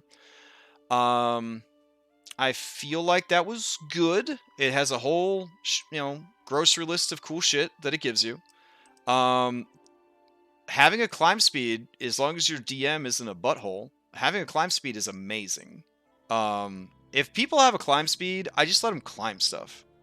Like, the end. I just let them climb stuff. Because it's better than them having a fly speed, right? And then having a swim speed and a climb speed just tossed in there together, that's pretty dope. That's pretty dope. Especially since a lot of people nowadays play on a grid, and they play on a virtual tabletop, or they play with miniatures. So they are tracking movement a bit more draconian than Theater of the Mind game. So having extra speed and having movement types is important to that style of play. So that's a good ability. Getting expertise. I feel like when they gave Rogue Scout all of Ranger's stuff, that should have been one of the first things they went and errated. Was going back and saying, sorry, Ranger, we meant to give you these abilities. So yeah, being able to at least have one skill that they get expertise in, giving them a couple little extra language there, cool. Tireless, as an action, you can give yourself a number of temporary hit points equal to 1d8 plus your wisdom modifier. You can use this action a number of times equal to proficiency bonus, and you regain all expended uses when you finish a long rest. I like it. It's a better version, in my opinion, of the fighters. Well, nah, I wouldn't say better, but it's on par with the fighter's second wind at this point. Also, this right here. In addition, when you finish a short rest, your exhaustion level, if any, decreases by 1. So in my Giphy games, exhaustion is constantly happening. All the time. So having any class that can mitigate it would be amazing. So this right here, in certain types of games, is going to be huge. Now, most games I play in, they don't really bother with exhaustion. They don't track it. That kind of stuff. But in a game where you got a DM that's tracking it, suddenly this becomes very powerful. If you wanted to be a frenzy barbarian, now, like, you know, I guess there's a chance that as a ranger, you could take a couple of levels of barbarian and get frenzy and be able to mitigate the exhaustion. But they did move this all the way up to the level 10 feature, which I guess in the 2019 class variants UA, it was much lower down. I think it was, I want to say it was like only 3rd level or something. So it's going to be a lot harder to make that barbarian, that frenzy barbarian ranger, but you still kind of have that option. I don't know. Overall, all this Deft Explorer stuff is good, and I feel like it's better than Natural Explorer by miles. But does it fix Ranger? Yeah. I don't know. What did Natural Explorer even give them?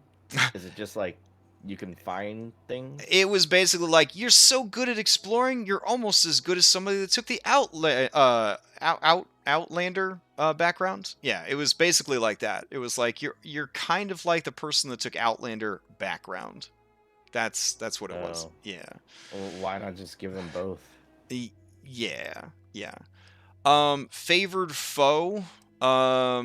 So this replaces favored enemy, and works with the Foe Slayer feature, so that's pretty cool.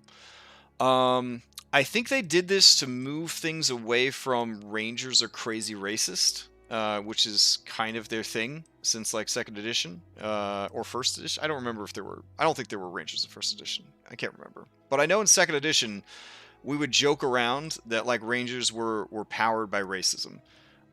Because they would, as they level up, they would add more and more things to the list of things they hated. And the things that they hated, they were really good at killing. They do extra damage to. So, favored foe is less of my life revolves around hating goblins and more I'm an assassin. Which I think is a much cooler way to handle it. So when you hit a creature with an attack roll, you call upon your mystical bond with nature to mark the target like you're a World of Warcraft character. But here's the thing. Why does it take concentration? Like, what? Yeah, that was a nerf from the UA. What? Why? Why is it? What? Like, what the fuck? Like, you get... It's very weird. Yeah. Every time they try to do something to the Ranger, you're like, oh, look, I think they did. Nope, never mind. Like, why would you do this? You're like, yeah, you know, it's time to give Ranger their due. And they're like, nah, what were we saying? That's crazy. What's crazy? And what are we even mitigating here with concentration? 1d4 extra damage once per round. I think once per round. Yeah, I'm like, what the fuck is this? Like, it's called the Hex Kit. It's if you hit, it's called the Hex Cantrip. It's called not the cantrip, sorry, but the Hex spell. Oh my god, like, what? Like, I understand Hex taking concentration because it's every time you damage them, and the duration is eventually 24 hours. This is 1d4 damage once per round. You do not get to charge these poor disenfranchised Rangers their concentration check.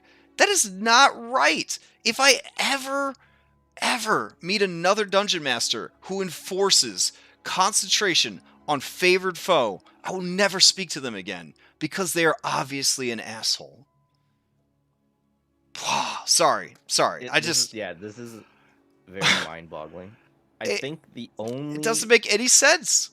The only way I can try to make sense of it is they were balancing it for their like 6 to 7 for what? encounters per day thing, and they're like, oh, if you want to use a spell slot for Hunter's Mark, you can, and then if you don't want to use a spell slot, you have this.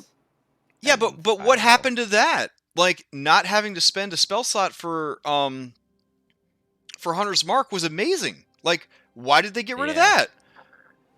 They got rid of that. They added this bullshit, and then they charge you concentration for it. I'm so upset. I'm like so upset by the decision that they made with this. Like, oh, you can't. I thought this was infinite too. I thought no, infinite. But no, yes, it's terrible.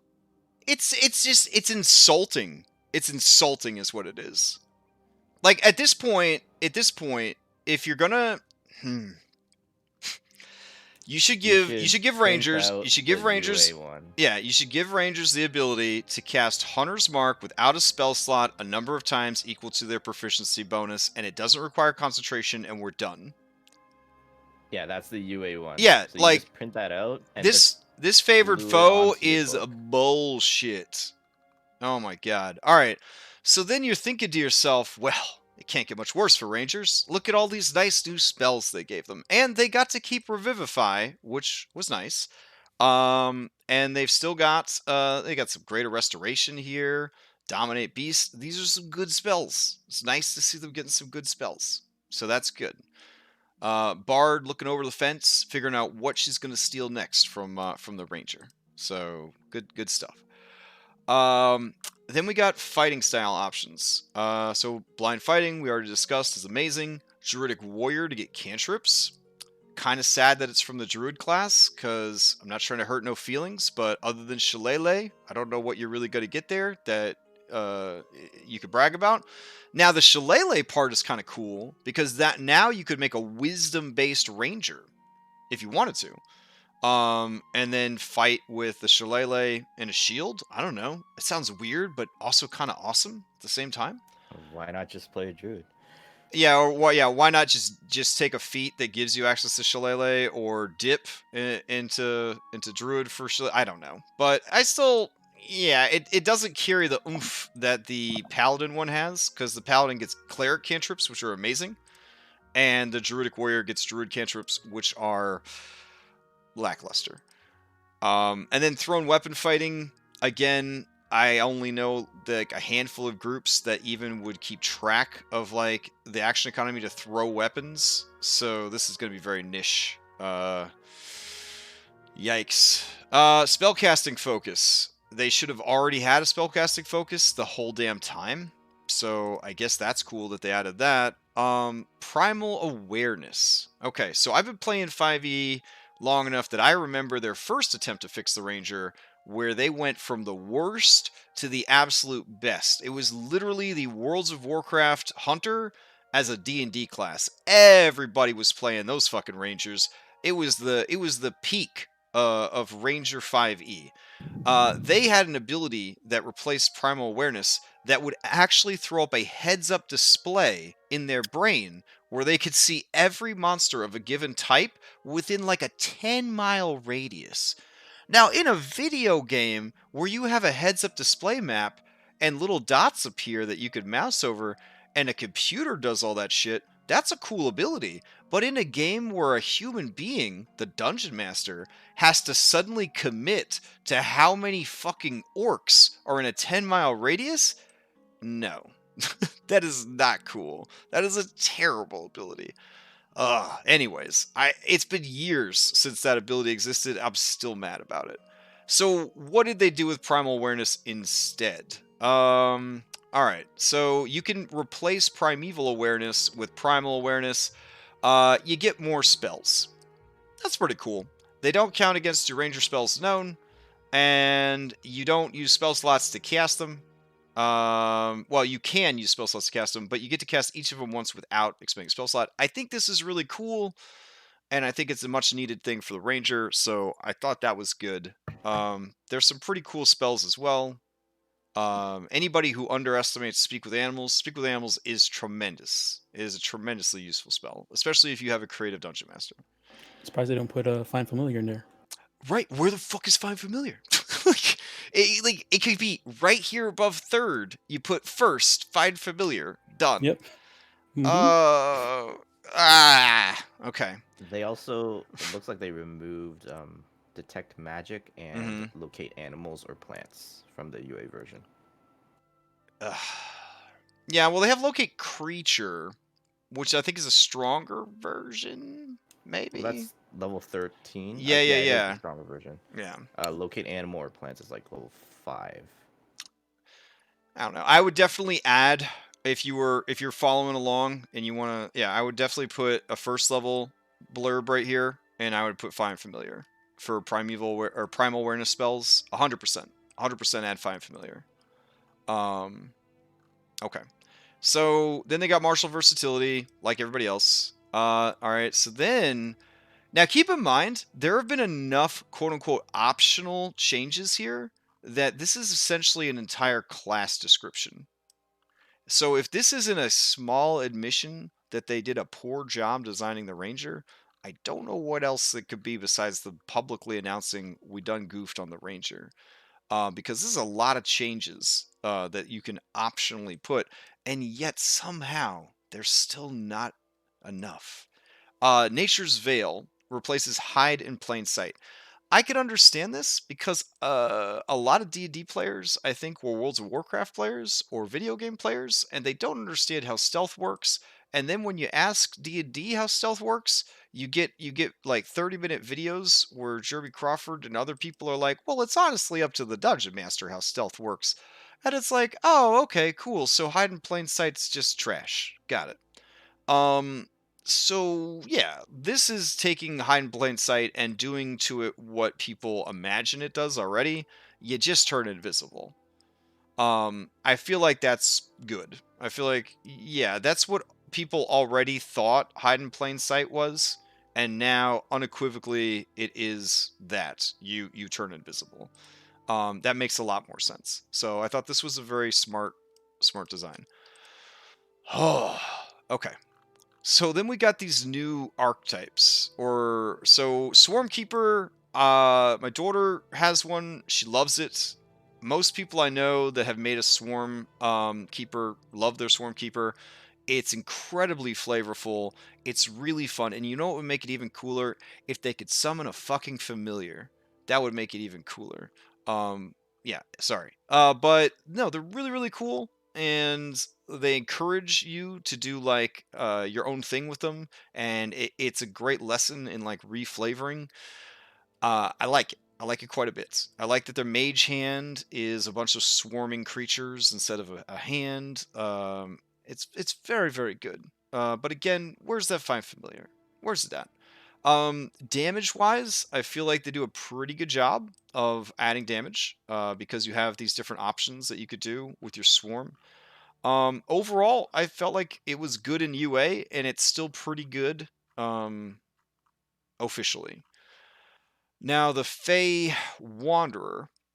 This one's tricky, I think, because with the Ranger, I think the top Ranger that you're always competing with is the... God, what's the one that can like... Gloom? Gloom, yeah, Gloomstalker. Gloomstalker's definitely the top tier of all these ones. And then people do like the Far Traveler, the Far Walker. Horizon Walker? Horizon Walker, yeah. Both of those, solid. They were designed to try and fix the Ranger class just by making the subclass really strong instead of addressing the problems with the core class. So the ones in Tasha, I feel, were designed with these corrections up top in play, so they don't have to be as strong as Gloomstalker and Horizon Walker. But I feel like they're close. Like they're kind of close. But I still feel like both of those subs definitely outshadow both of these. Yeah. So here you've got the ability, similar to the Horizon Walker, to instead of dealing force, you're dealing psychic. But again, it's only once per turn, and it's only 1d4 damage. It does increase when you get higher level. It does stack with Hunter's Mark and all the other kind of stuff you could do. I find it strange that my Swarm of Bees can deliver more damage than my Fey magic over here, but I mean, I guess it's whatever. You learn extra spells, which when you combine with the feature above, you're going to have a shitload of spells in your ranger, which is kind of cool. Again, if your players want to be a ranger without spells, you just tell them to play a rogue scout. That's a ranger without spells. I don't know. Like, I think it's interesting, and it definitely gets some cool spells. Like, nobody's ever going to scoff at Misty Step. Dispel Magic, fantastic. Dimension Door, fantastic. So it has some pretty cool stuff here. Yeah, like, some of it's a little weird. Like, Otherworldly Glamour, Ranger making charisma checks, right? So this is an opportunity for you to play a ranger that kind of breaks a lot of the molds. So, and it even helps you along the way by giving you a charisma-based skill, because they're like, oh yeah, rangers don't have skills. That's the rogue scout. So I guess we should give them one if we're going to give them a bonus to it. Yeah, it's really weird.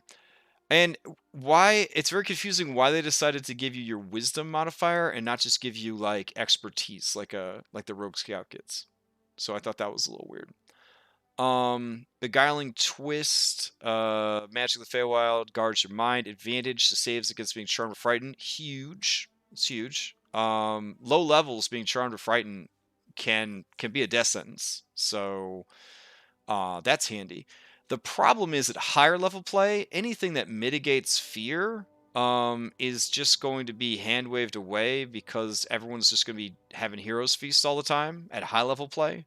But if you get it at level 7, that means you're going to get to enjoy it for about 5 or 6 levels before it kind of becomes redundant. So it's still pretty cool. The Fey reinforcements, you get the new Summon Fey spell, which that whole thing has issues. The new summon stuff. I love the new summon spells, but there are some issues with the new summon spells. But it's cool that they kind of incorporate that directly into the class. I don't know. Like, I like it, but I just don't feel like it's... I don't know. I feel like it's going to make somebody out there very excited to play a Fey-based ranger, and I think it does successfully deliver that flavor in the class. I just feel sad overall for the ranger that this was an opportunity for the ranger to finally be at the same level as everybody else, and they flubbed it. So, yeah. All right. Rogue. Rogue is amazing, and it's a little boring in some games. I find that the less people are in a party, the more exciting it is to play a rogue. When you're in a group of 6 or 7 people, ain't nobody got time for your rogue bullshit. But in a group of like 3 or 4 people, everybody got time for your rogue bullshit. So yeah, rogue to me is a class that is very dependent on how indulgent the other players are, because a lot of what a rogue does, a rogue has to do by themselves. And that's hard in a game where 6 to 7 people are playing alongside you. And that's why I'll often say that rogue is kind of boring, because a lot of the most fun stuff that a rogue does, they have to do on their own. The only option they got was aim, because they're just really good. They don't need anything else. That's all they need. Yeah. And aim, as someone may have said last Wednesday, it's for babies. If you need aim to get your sneak attack, you a baby, and you don't know how to play your class. But eventually I will have to use aim, so I'm glad it's there. They have said numerous times that the rogue is built with the intention that it always gets its sneak attack off every round. If you know someone that's a dungeon master and they try to nerf rogue sneak attack because they think it's too strong, that person has a long, hard road ahead of them as a dungeon master, because rogue sneak attack is the least threatening thing that 5th edition players could bring at you as a dungeon master. And if you're upset about a rogue sneak attack, man, is it going to get real bad for you. It's going to get real bad. And they have actually come out, Wizards of the Coast people, and said, we designed the rogue around getting their sneak attack every single round. And if you're a real optimal player, you could get more than one sneak attack because you can also sneak attack off your reaction. So, yeah. This steady aim, it's basically like, okay, noob, you're going to get your sneak attack this turn. You have to get your sneak attack. You will get a sneak attack this turn. And so I'm down with it. It's an okay feature. I'm glad they added it. The new archetypes, Phantom. This thing underwent so many changes in UA. They could not seem to get this right. So the final product, is it cool? Question mark. I guess. I mean, it's very, very flavorful. I like the whole, like, gaining the powers of the dead kind of thing. It's kind of cool. I feel like the Whisper Bard already does it better, but, you know, it's fine. I like that it's skill-based, because rogue. It's kind of cool. This whole Whales from the Grave thing. You do your sneak attack damage, and you can target a second creature, and then you roll half your sneak attack dice. They made this a lot more convoluted, I feel. In the earlier iterations of it, it was like you could not use your... If you didn't use your sneak attack dice in a round, you could, as a bonus action, throw Shadow Bolts. Which was kind of cool. And then they revised it in another UA where, like, if you did sneak attack, you could, like, do extra damage or something like that. This kind of seems to go even further. I don't know. They also put a hard limit on how often you could do it, which neither of the UA versions had. And it is proficiency bonus based, which seems to be the flavor of 5.5 D&D, is making everything proficiency bonus based. Tokens of the Departed, you're basically a serial killer.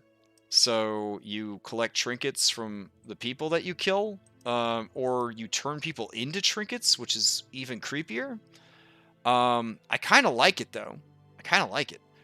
This is definitely the Edgelord's Rogue. This is definitely the Edgelord's Rogue. Move over Assassin. This is the new one. Oh, you were going to say? So got some Dexter stuff going on there. Oh, yeah, for sure. For sure. This is definitely... Yeah, like I said, when 5e first came out, everybody wanted to be an assassin.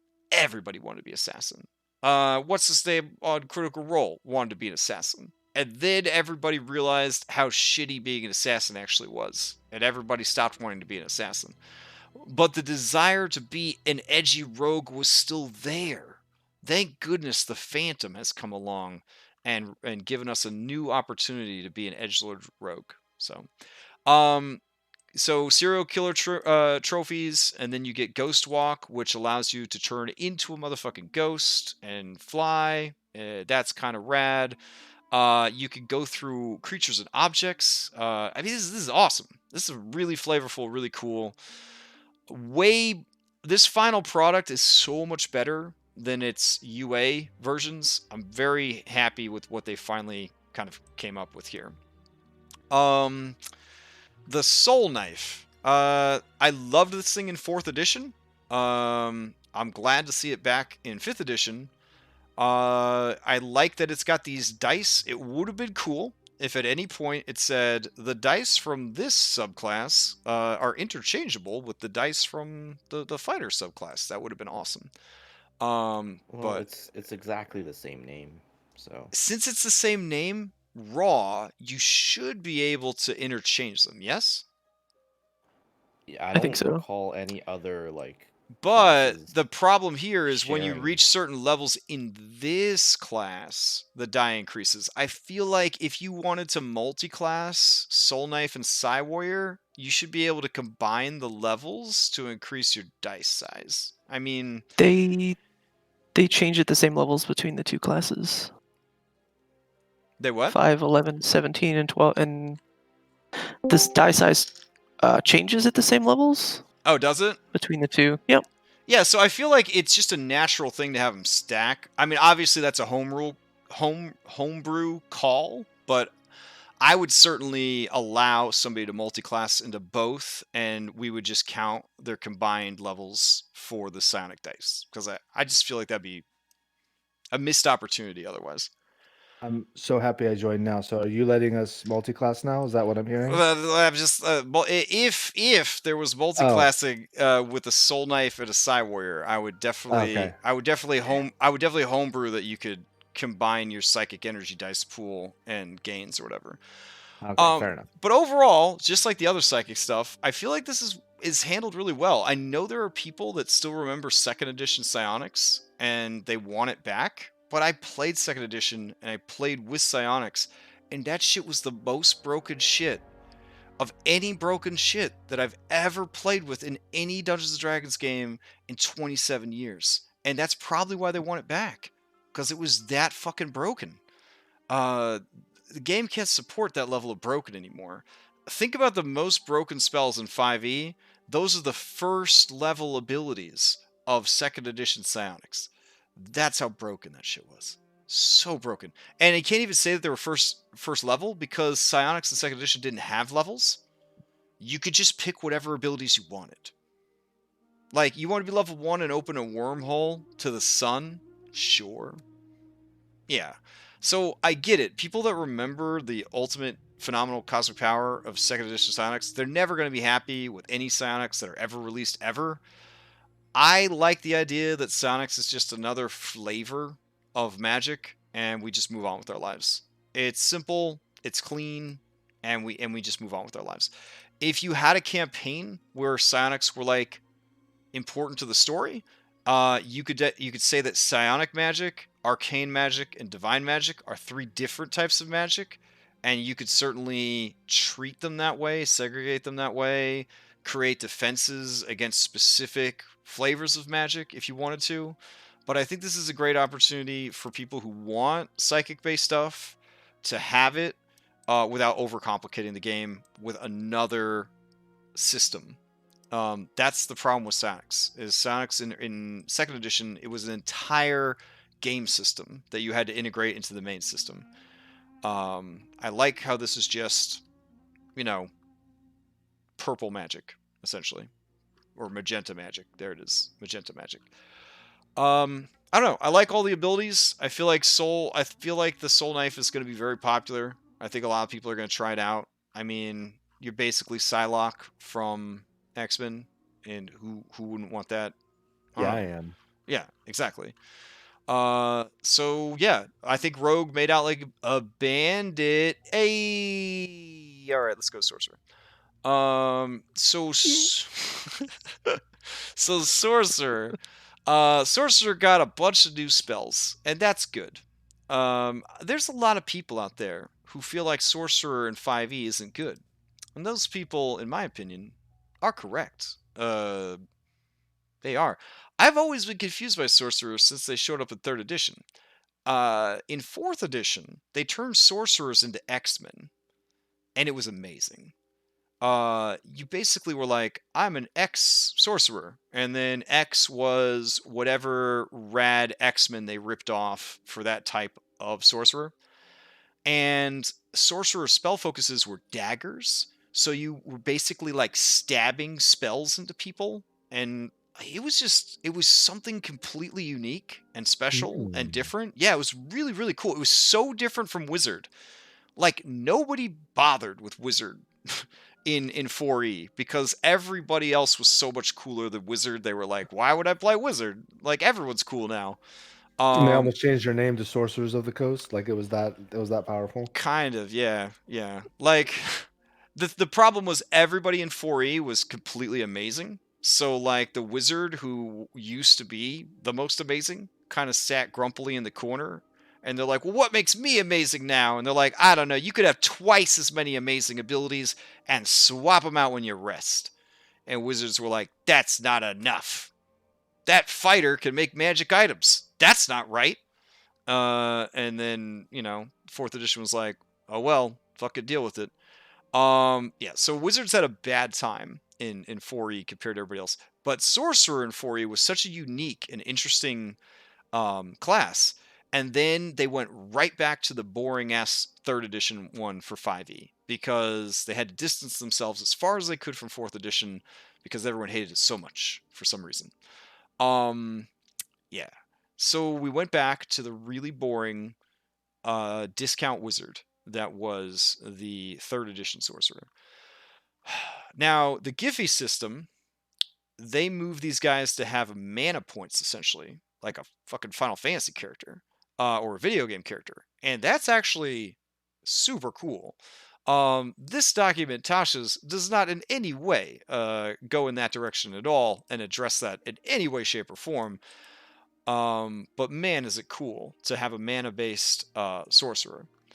So let's not think about what we had and what we could have, and let's just eat the vegetables that have been put in front of us. So, Sorcerer got some new spells, and they're okay. There's some good ones in there. Like they should have had Bigby's hand the whole time. Not gonna lie. Honestly, everything I see here, they probably should have already had that shit.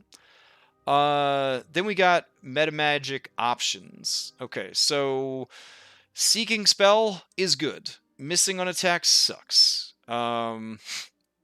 Succeeding at a cost is an amazing homebrew rule. I feel like everybody should look into it because it's really, really fun. Because as a player in a big group, you wait 15 plus minutes for your goddamn turn to come around, and then you miss with your attack, and you punch a hole in the wall. No, but you're like, wow, cool. This is my whole fucking night. Oh, maybe your name is, I don't know, Nathan, and you're in like, and you have the worst dice rolls ever, and you wait your whole turn only to roll like a 4 on whatever dice you're rolling. It feels bad. It's some bad feels. So, we have a sorcerer in our Sunday night game who is dice cursed and rolls really, really bad. I want him to take Seeking Spell. I would like him to hit things with his attacks. 2 sorcery points to reroll a d20? Hell yes. Especially if you're spending like a spell slot to cast a spell, and if you miss, there goes your spell slot. Yeah, you're gonna spend 2. Yeah, you're gonna spend 2 sorcery points to reroll that shit. I mean, good God. I also like that they clear. And when you get to higher levels too, right? Like 2 sorcery points is a joke. Yeah, it's a drop in the bucket. It's a drop in the bucket. And transmuted spell, huge if you're playing in one of my games, especially one of my Giphy games, because we do a lot of Pokemon mechanics where there are monsters that actually have vulnerabilities. Gasp.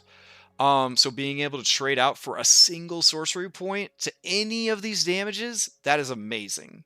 That's a big improvement over what they had in the UA, which I think you had to pick one, and that was what you could change to. But this allows you to always have access to these guys as like a menu.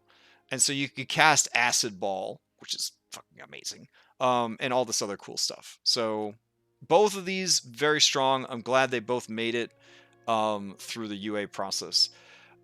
Versatility, I am very glad that they took away the sorcerer's ability to change out all their fucking spells on a long rest. Oh my god, that was stupid.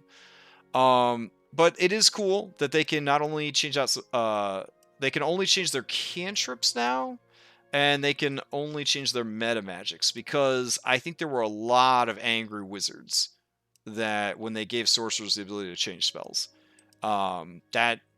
Yeah, there's other ways to make the sorcerer good without infringing on what makes the wizard good. Magical guidance. The transmuted spell makes up for that, right? Oh, absolutely. Yeah. Transmuted spell is amazing.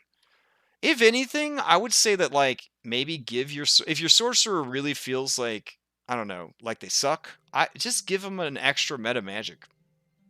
Just be like, you want to, do this side quest and you unlock like an extra meta magic or something. yeah, like there's better ways to do it than basically turn your sorcerer into a wizard. Magical guidance. You tap into your inner wellspring of magic, conjure success from failure. When you make an ability check that fails, you can spend 1 sorcery point to re-roll the d20. You must use the new roll. Sounds good. Sounds really good. I think it's cool. Again, sorcery points are there's so many of them at higher levels. I like this a lot, and I feel like the sorcerer in my Sunday game is going to benefit from this one tremendously. And it also fit for his character, who is sort of a gambler type character anyways. So let's talk about these origins. Aberrant Mind has been around for a while via UA. I thought it was strong in UA. I liked it. I feel like they didn't change too much from the UA when they brought it in here. Overall, I think it's good. I think the decision to make psionics a sorcerer thing instead of a wizard thing was a good call. But as I said earlier, it would be cool if at the very beginning of this class, the first feature would be something like, I don't know, exceptional mind or something like that, where you can make a decision at first level to use intelligence instead of charisma for your spellcasting ability modifier. I think that would be really cool because psionics is intelligence based, so it would kind of make sense. But overall, I think it's going to be a really fun one. I think people are going to play. I think it'll see a lot of play. I think people are tired of doing the same sorcerers over and over and over again. Nobody wants to play the wild sorcerer, so it's almost like that one doesn't even exist. Clockwork Soul. This one, I didn't actually read the UA for Clockwork Soul because I was really busy and just kind of worn out on UA when this one came out. So I don't know how much has changed from the UA, but I thought this one was pretty exciting. It was definitely weird because, like, you know, they talk about Modrons a lot, but like Modrons don't sexually reproduce, so I don't know how you would get Modron blood in your ancestry? Question mark. But it could work for like a Warforged character, or you're playing a character who doesn't realize that they're like a clone, and then like, you know, the clone was made with like I don't know, clockwork innards, or I don't know. I think it just gives you, like, flavor wise, I feel like it's a little bit harder to justify this particular sorcerer, but I think that the abilities that they have and the features are pretty cool. I don't think it's as cool as the Aberrant Mind, but I think for certain character concepts, it's going to be pretty fun. So On the mythic side, right? Like, or like it's easy to make that an anvil rot. oh, for sure, yeah. That would be like super, yeah. Definitely fits for anybody that wants to play like I didn't know I was an android, or I didn't know I was a golem the whole time, or I am a warforged, or I am an anvil forged. It's beautiful for that, but it feels like it's pretty convoluted compared to a lot of the other bloodlines, I guess. Mechanically, it seems sound. It seems like it has a lot of mitigation abilities. So there's a lot of like granting advantage, making sure things succeed, things like that. So that's kind of cool, and maybe it will cut down on the number of halfling diviners that are out in the world. I don't know.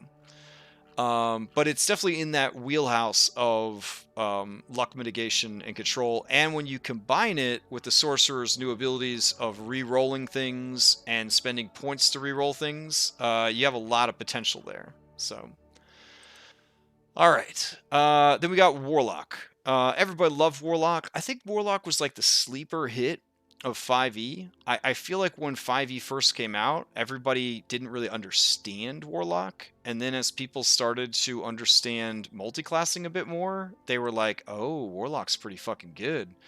And then Mike Merles, who Warlock is his favorite and Hexblade is his favorite thing from 4e, He was like, well, what if I just made Hexblade so fucking good that you couldn't not play a Hexblade because it's just that fucking good? And then he did. And then people were like, Warlock's the best. Warlock is really good. Hexblade is broken good. So I was curious what they were going to do with Warlock, since it's already, in my opinion, pretty damn solid. And they did some good stuff with it. So they gave them a lot of cool spells, a lot of new spells, but a lot of it has to do with summoning, which kind of is what Warlock would be about thematically. So I feel like those probably should have been there the whole time. A lot of psychic abilities, because if you did not know, when they were playtesting 5e, Warlock was intelligence based, and then it was intelligence or charisma based, and then for whatever reason they just dropped the intelligence altogether, and they were like, "No, it's charisma based." I feel like one of the strongest house rules you could have is offering up intelligence for warlocks, or for certain subclasses, just saying this is intelligence based. But anyways, they added Pact of the Talisman, which the UA for Pact of the Talisman was amazing. Pact of the Talisman had some really cool shit. So I'm glad that that has been added to official play. It's very, very fun, very cool. Eldritch Versatility, change out your cantrips, and then this one, change the option you chose for the Pact Boon feature with one of the feature's other options. Pretty cool. And then this whole Mystic Arcanum feature, being able to trade that out is also nice. So I thought those were pretty cool. And then they do clarify that if this breaks one of your Eldritch Invocations, you also have to replace that. You can't sort of like break your way into, you know, like content that you shouldn't have had before. And then they added these new invocations. Most of them are wrapped up in the Talisman. I'm not going to go over all of them, but I will tell you that the Talisman is got a lot of really fun stuff that supports like cooperation between you and your allies. So I think that Talisman it could be really fun for a support-based warlock. So definitely something to look into. Eldritch Mind, Constitution saving throws. You have advantage for concentration, so that's pretty cool. You don't have to take Warcaster anymore. You can just take that invocation instead. This Far Scribe is pretty cool. We're actually already doing this in my Sunday night game for free without costing a 5th level invocation. But it only works between the patron and the person, and the warlock. This is really cool because essentially you turn your Pact of the Tome into a cell phone, or I guess a pager. No, I guess it's a cell phone that you just text on. But unlimited sending spells? That's awesome. That's like really awesome. So yeah, I thought that was really fun. Let's see. Gift of the Protectors, also very cool for Pact of the Tome. I love Pact of the Tome, so seeing more stuff for Pact of the Tome made me very, very happy. This is like the opposite of Death Note. You basically write someone's name in here, and if they get death warded, which is really, really cool.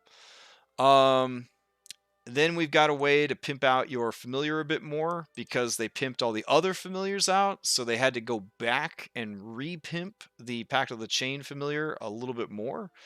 So that's pretty cool. More talisman stuff. And then this one's kind of fun. You get Animate Dead, but again, keep in mind, Animate Dead creates a lot of persistent NPCs. So if you have a large group, you may need to talk to your warlock about animating dead. Maybe even come up with something where they combine lesser undead into one big boy undead, so that you just don't have that many action economies to keep track of. I don't know. It's, you know, whatever works for your group. So what are the new patrons? The Fathomless is what they ended up calling the deep caller or whatever. I had one of these in my Saltmarsh game. It was pretty good. She really didn't go in hard for a lot of the features. Like, she liked using the tentacle, but she never really made it like high in level because she was a multi-class rogue. So she didn't really go too high in level and unlock all this other stuff. I know in the UA, they had like an on-tap teleport effect. I can't remember when I read this earlier this week if they still have unlimited teleports. I don't think they have unlimited teleports anymore. But overall, it's fun and flavorful. You're always going to have people that are into Tentacles and Cthulhu and Great Old Ones, and this is a great alternate to the Great Old One, because the Great Old One is very much like Space Cthulhu, and this is the more traditional Ocean Cthulhu. So it's gonna have its place. I definitely think people are gonna want to play it. The Genie, a lot of people really enjoyed the Genie when it was in UA. It's really fun, really flavorful. I feel like of all the different patrons you could take, the Genie's going to be kind of like the most present, right? Because it's just going to always kind of be there, maybe. I feel like the Genie would probably be, as a DM, like a really fun one to have a player choose as their patron, for sure. The abilities that they get are interesting because they could change based on what elemental genie they serve. So within the subclass, there's essentially subclasses within the subclass, kind of like the Draconic Sorcerer. Overall, it's very strong. I feel like the genie is still, even after leaving UA, is still very, very strong. So I can't imagine that there's going to be people that don't want to at least try this out.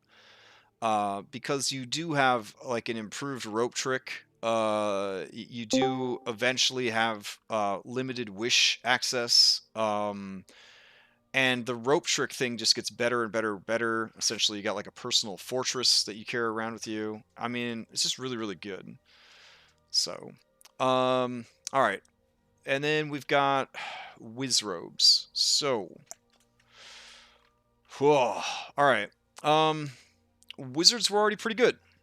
Some would say Wizards are the best class, especially if you play to high levels. I will tell you, having played in and run high-level games in 5e, that is true. Wizards are the best.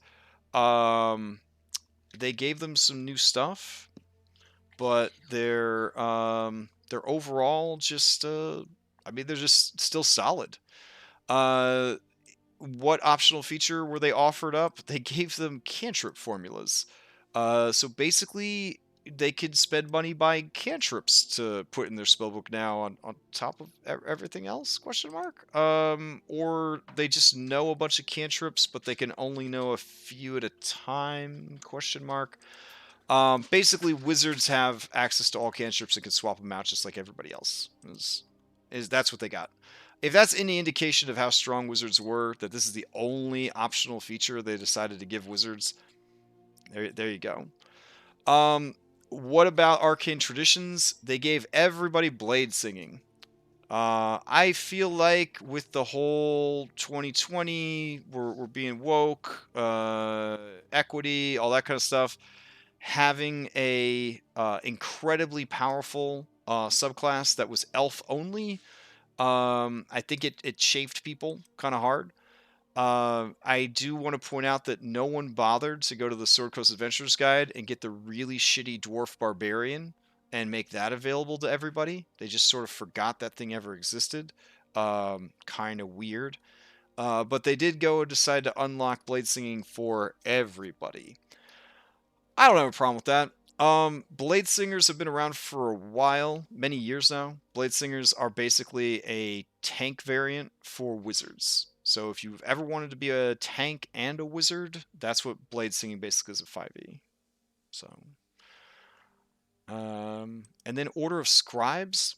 I don't think I read the UA for this, but looking it over, it looks like a lot of fun. I like I like the fact that it kind of goes more into like spell books and scrolls and what makes a wizard. I feel like they're a good counterpoint to the war wizard. So the war wizard is like, I don't study a specific school of magic. I study using magic to kick ass. And then the Order of Scribes is like, I don't study a specific school of magic. I study magic itself. Which I think is is really fun. So, yeah, Wizards, yeah, they got Order Scribes, something they already had, and then the ability to change their cantrips. That's it. That's all they got. Yeah. So, I don't know. So, sorry, Wizards, I guess. I'm not really sorry, because they're so good that they really didn't need anything. Does anybody have any commentary on Wizards? No. I mean, I'm glad Bladesinger is available. Yeah, Bladesinger, I've Bladesinger been for looking everybody at is fine. Bladesinger for... Yeah, I You was know, thinking of playing Bladesinger when we started Skull and Shackles, so... It's very strong, and it's very defensive. A lot of people see Bladesinger and they think that they're going to be like Drit Steward and the Wizard, but it's very much about defense, which is interesting. Yeah, you just a discount Drents. Yeah. So moving on to feats. All the feats are amazing. Period. Like they're amazing. They're borderline like phenomenal. Are any of them as good as Sharpshooter? No. None of them. None of them are as good as Sharpshooter. Are any of them as good as Sentinel? No. No. But they're still really good. They give the broken feats a run for their money. Artificer Initiate is just something that needed to happen now that Artificer is a core class. Again, they became a core class when they allowed multiclassing into Artificer, because up until now, I guess, multiclassing into Artificer wasn't raw allowed, but now that it is, you can consider Artificer a core class, so it makes sense to have the feat for that. It's a really good feat, too, as far as like the spells that it provides and the whole artisan tool thing. Being able to use that as a spellcasting focus, very cool. If you wanted to have like a magic thief kind of deal, like rogue character, but you didn't want to go arcane trickster, you might take this and then you could use your thieves tools as like your spellcasting component. Or even if you were an arcane trickster, you could pop into this feat and be able to use your thieves tools. I would allow thieves tools. I know it says artisans tools, but I would allow thieves tools as well. I don't know. I think it's good. Chef is amazing. Chef has been around for a long time in UA, and it came out in the super busted broken feats thing that they released for skill proficiencies that basically shit all over rogues. It was like, hey, why play a rogue when everybody could just be good at everything with these feats? And they were fun, but they were also like, a lot of them were just like, why would I build a rogue or a bard to be good at skills when I could just, make a fighter and take a bunch of feats, or like it was, I don't know. But Chef comes from that batch, and it's really, really cool. One of the things I noticed they did this time around for design is almost everything is improving your stats in addition to other stuff. A lot of people will not take a feat unless it's one of the broken feats, because they're like, I'm not going to give up an ASI to take a feat unless it's as good as Sharpshooter, Great Weapon Master, Resilient, blah, blah, blah. And even then, Resilient increases one of your stats, which is part of what makes it so good. So I like that Chef gives you these bonuses. I thought Constitution or Wisdom was weird because I was pretty sure Cook's Utensils uses Intelligence as its primary modifier. So I thought it was weird that it would be Con and Wisdom. I also feel like there's not a lot of shit that raises Intelligence. So Wisdom has a couple of things that raise it. I don't know. I feel like maybe it should be Intelligence or Wisdom instead of Constitution or Wisdom. But beyond that, the other benefits of it are amazing. Getting to make like food and giving people like bonuses and stuff. Everybody that plays Monster Hunter, anybody that's wanted to be like a chef character, like with one single feat, now you've kind of unlocked mechanical stuff for all those things. So I really like it. Crusher, this was an older feat that came out of UA retirement. I think they did a good job with it. I think I think it's really good. You can move people into other spaces as long as it's no more than one size larger than you. For the games that I run, where area control and unit placement is pivotal, right? You get +2 bonus from flanking. You want to drop AOE's. You want to be able to move around somebody without them opportunity grappling you. Being able to move people around on the battlefield is huge. So Crusher is very, very good. And then you've got this extra damage on a crit that technically, not extra damage. When you score a crit, attack rolls against that creature are made with advantage until the start of your next turn. Which I think is really good. So I think that's a really good feat. Eldritch Adept, this is probably the only feat that I have issue with. I feel like enough people already multi-class dip into Warlock to get the goodies without wanting to do any of the role-playing or deal with any of the consequences, that adding a feat that lets you do it, it's just stupid. Like, who wouldn't want to spend a feat in, an, like, say, Dungeons of the Mad Mage to get Devil Sight? Like, fucking everybody would just spend a feat to get Devil Sight. Yeah, you're giving up a feat, but we're talking about 120-foot perfect vision in magical darkness for one feat. And that's just one example of the things that you could get with Eldritch Adept. So, I don't know. I feel like Eldritch Adept's a little too... I don't know. I want to say it's too strong. Like, I think as a feat, it's a little too strong. I don't think they thought through the consequences of it, but I don't know. I understand flavor-wise why they would offer it up, but yeah.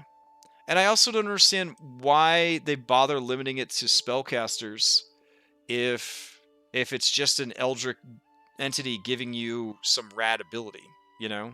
Like, I don't know. This is probably my least favorite of the new feats, is the Eldritch Adept. Fade Touched. Fade Touched is so good.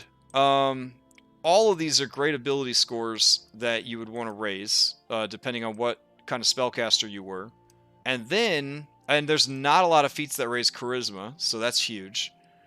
Same with intelligence. And then you get Misty Step and a first level spell of your choice. Which, yeah, it has to be divination or enchantment, but did you see where you get Misty Step? That's crazy.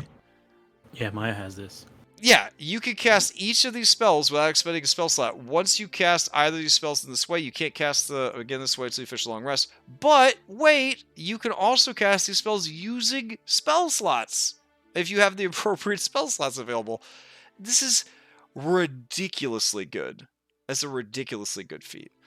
Fighting initiative, your martial training, blah blah blah. So basically, you get to take a motherfucking fighting style.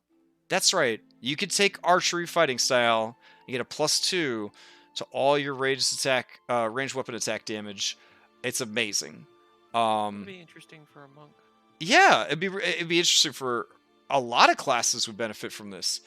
I don't see fighting initiate being as troublesome as the Eldritch Adept. I feel like fighting initiate is a really smart feat, and I think it's going to be really fun. Because a lot of people will dip into fighter just to get a fighting style, and now they don't have to. Which I guess is the argument behind Eldritch Adept, because if you wanted to make like the ultimate shadowy assassin, right, you'd want to have Devil's Sight. So instead of having to dip 3 levels into Warlock to get it, you can now just take a feat and then move on with your life. So I kind of get it, but I don't know. Well, you got to be a spellcaster, right? Yeah, you do have to be a spellcaster. That's true. I guess, is there other invocations that they kind of wanted to push people towards? Maybe. They don't really like point out any examples. They just say you could check any invocation that you would qualify for. So, yeah. Now, for a Warlock who is hungry for invocations, it's a great feat, because there are times as a Warlock where I've been like, man, I wish I had one more invocation. So, you know, I don't think I would have minded burning a feat for that. All right. So Gunner, This is a long time coming, but with Artificer becoming core class, it just kind of makes sense. I'm actually at a point with firearms where, I mean, other than my Thylea Odyssey games, where there just aren't firearms because it's ancient Greece or whatever.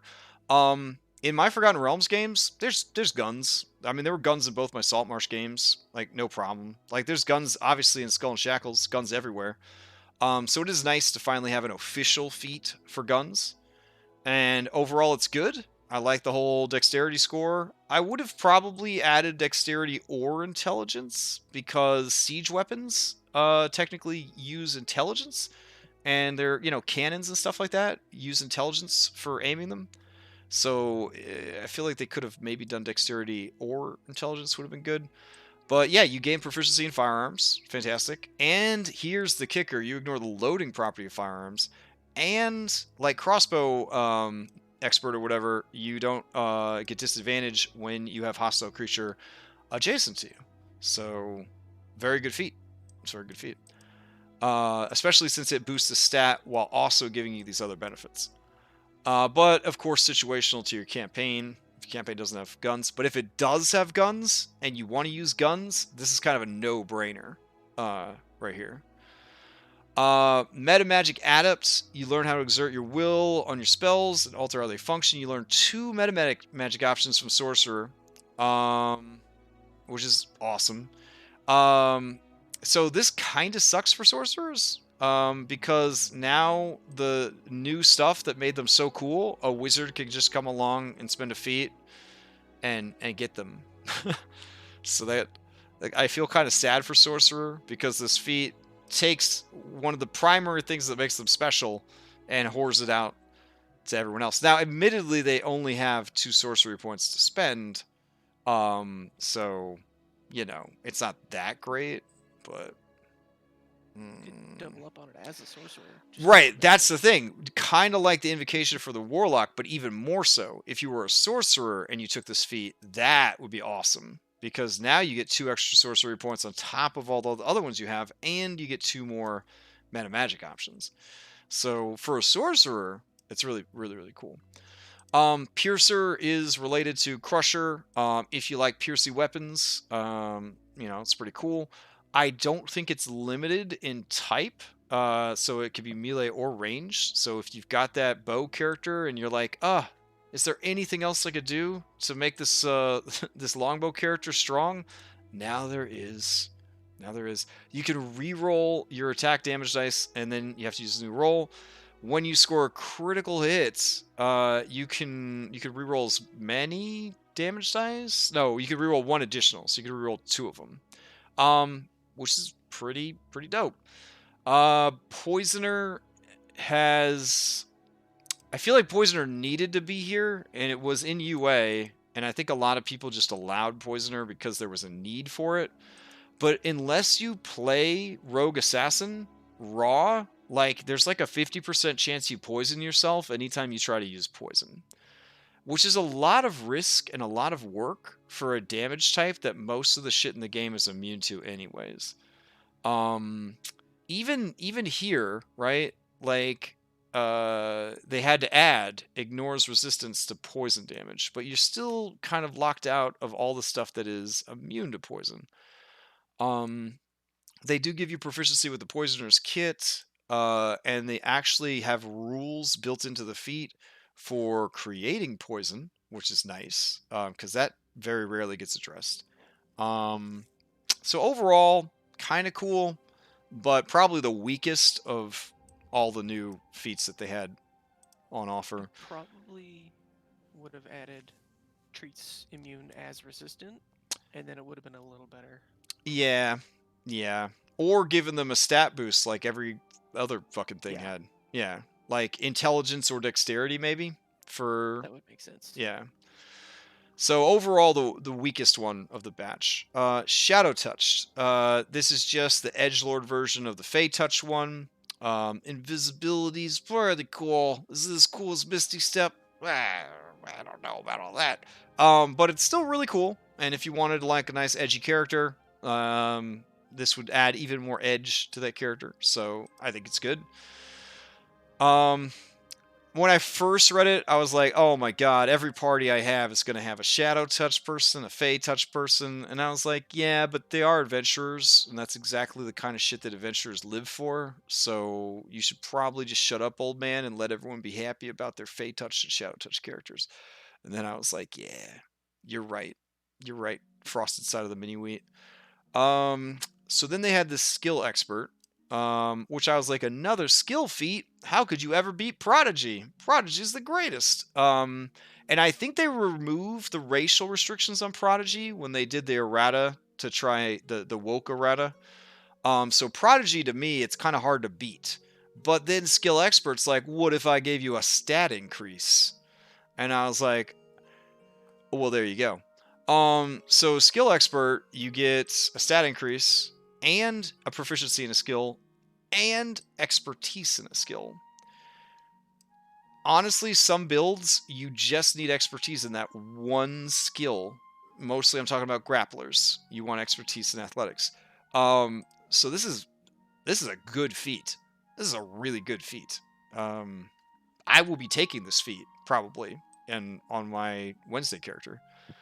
And then Slasher, to finish the trifecta of non-magical damage dealing, getting some spice. This allows you to reduce the speed of a target, which is, in my opinion, pretty damn cool. And then when you critical hit, it has disadvantage on all its attack rolls. I love the feats, Crusher, Piercer, and Slasher, because it gives non-magical builds an opportunity to do pseudo-magical shit, like the spellcasters can, which is very 4th edition design, and I'm always happy to see 4th edition design sneaking its way back into the game. So very happy with that. Telekinetic, you learn to move things with your mind. I know a lot of people that would benefit from this. Keep in mind that you can telekinetically shove people, which is pretty fun. You get an invisible mage hand like a arcane trickster, and you get a stat boost on top of everything else. I mean, seems like a pretty sweet package. And then you've got telepathic, so all of those moon druids out there can finally communicate while they're in beast form. Amen. Hallelujah. Make your variant, race, take telepathic as your feat, and now your moon druid dreams are complete. And then as just a bonus on top of already having telepathy 60 feet, you also get detect thoughts.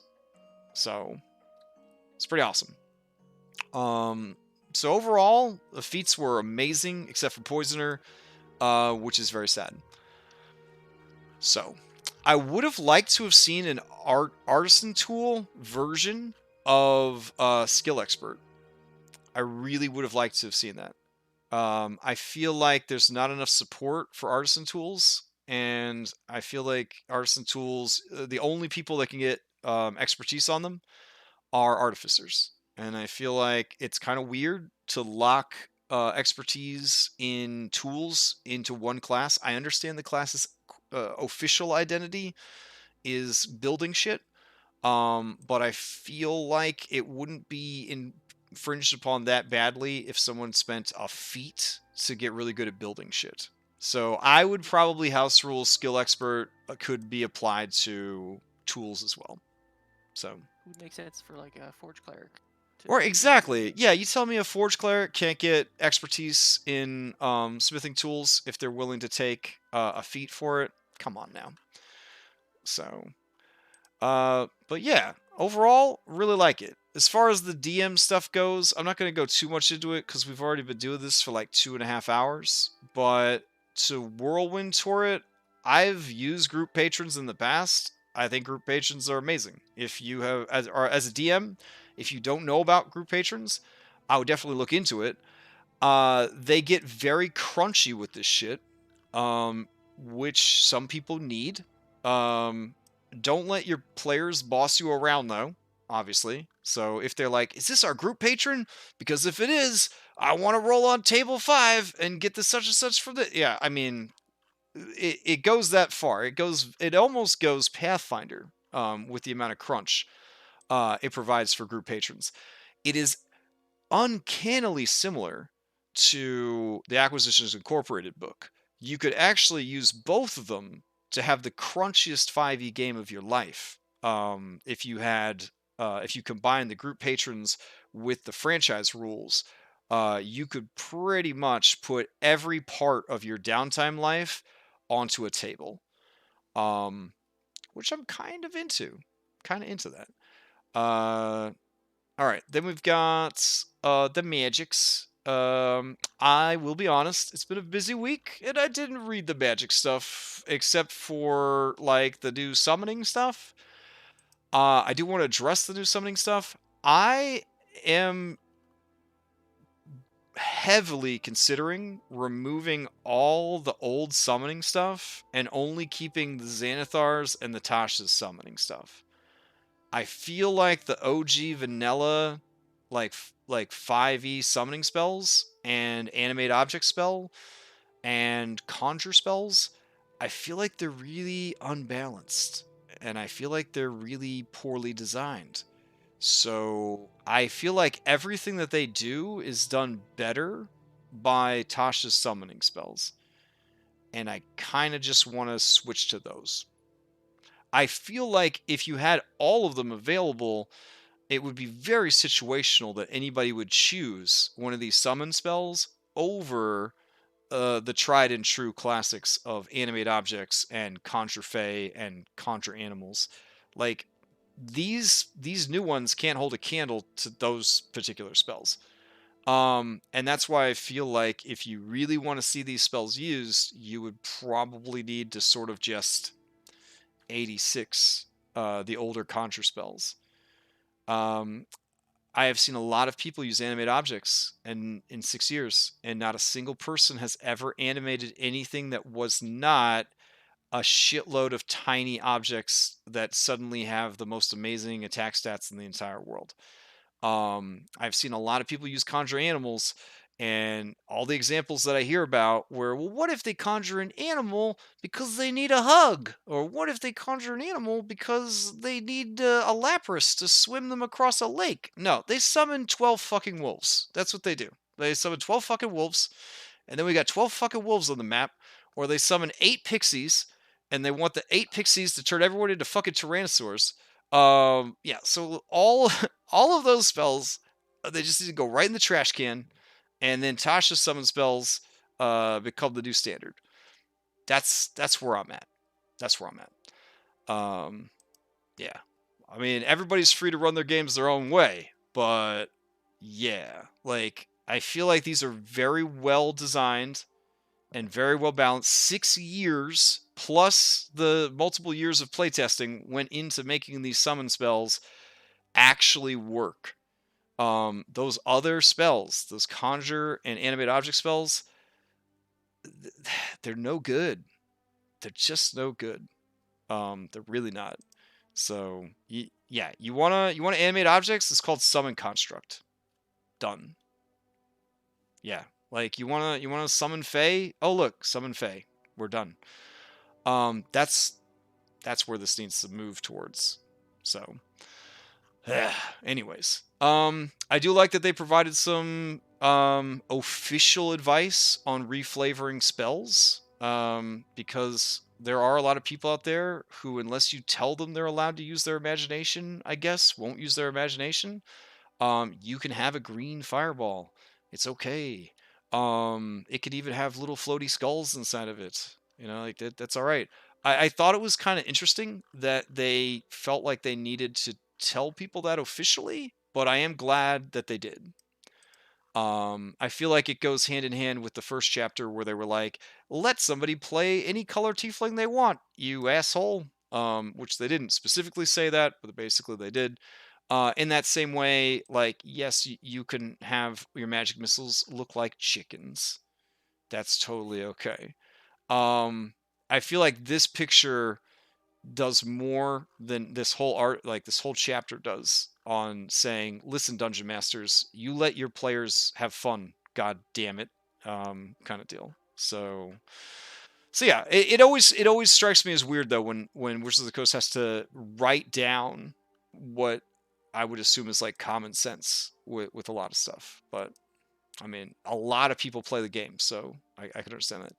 Magic items. Okay, so magic tattoos. Everybody wants them. They've wanted magic tattoos. Magic tattoos. Give me the magic tattoos. I hear that's probably the most requested UA feature that I hear about. And then Critical Role went and added magic tattoos, and it only made people more thirsty for magic tattoos. Yeah. So, they're official now, and so I will support them. It hurts to say that. But they do take an attunement slot, and they are expensive. And the DM can lock them behind roleplay and having to find a tattoo artist, and all that jazz. I kind of like the idea of making them a craftable and like having artisan tools for tattooing and stuff. I mean, if you're gonna do it, you might as well kind of embrace it. You know what I'm saying? So yeah, like I'm into it. I'm into the yeah.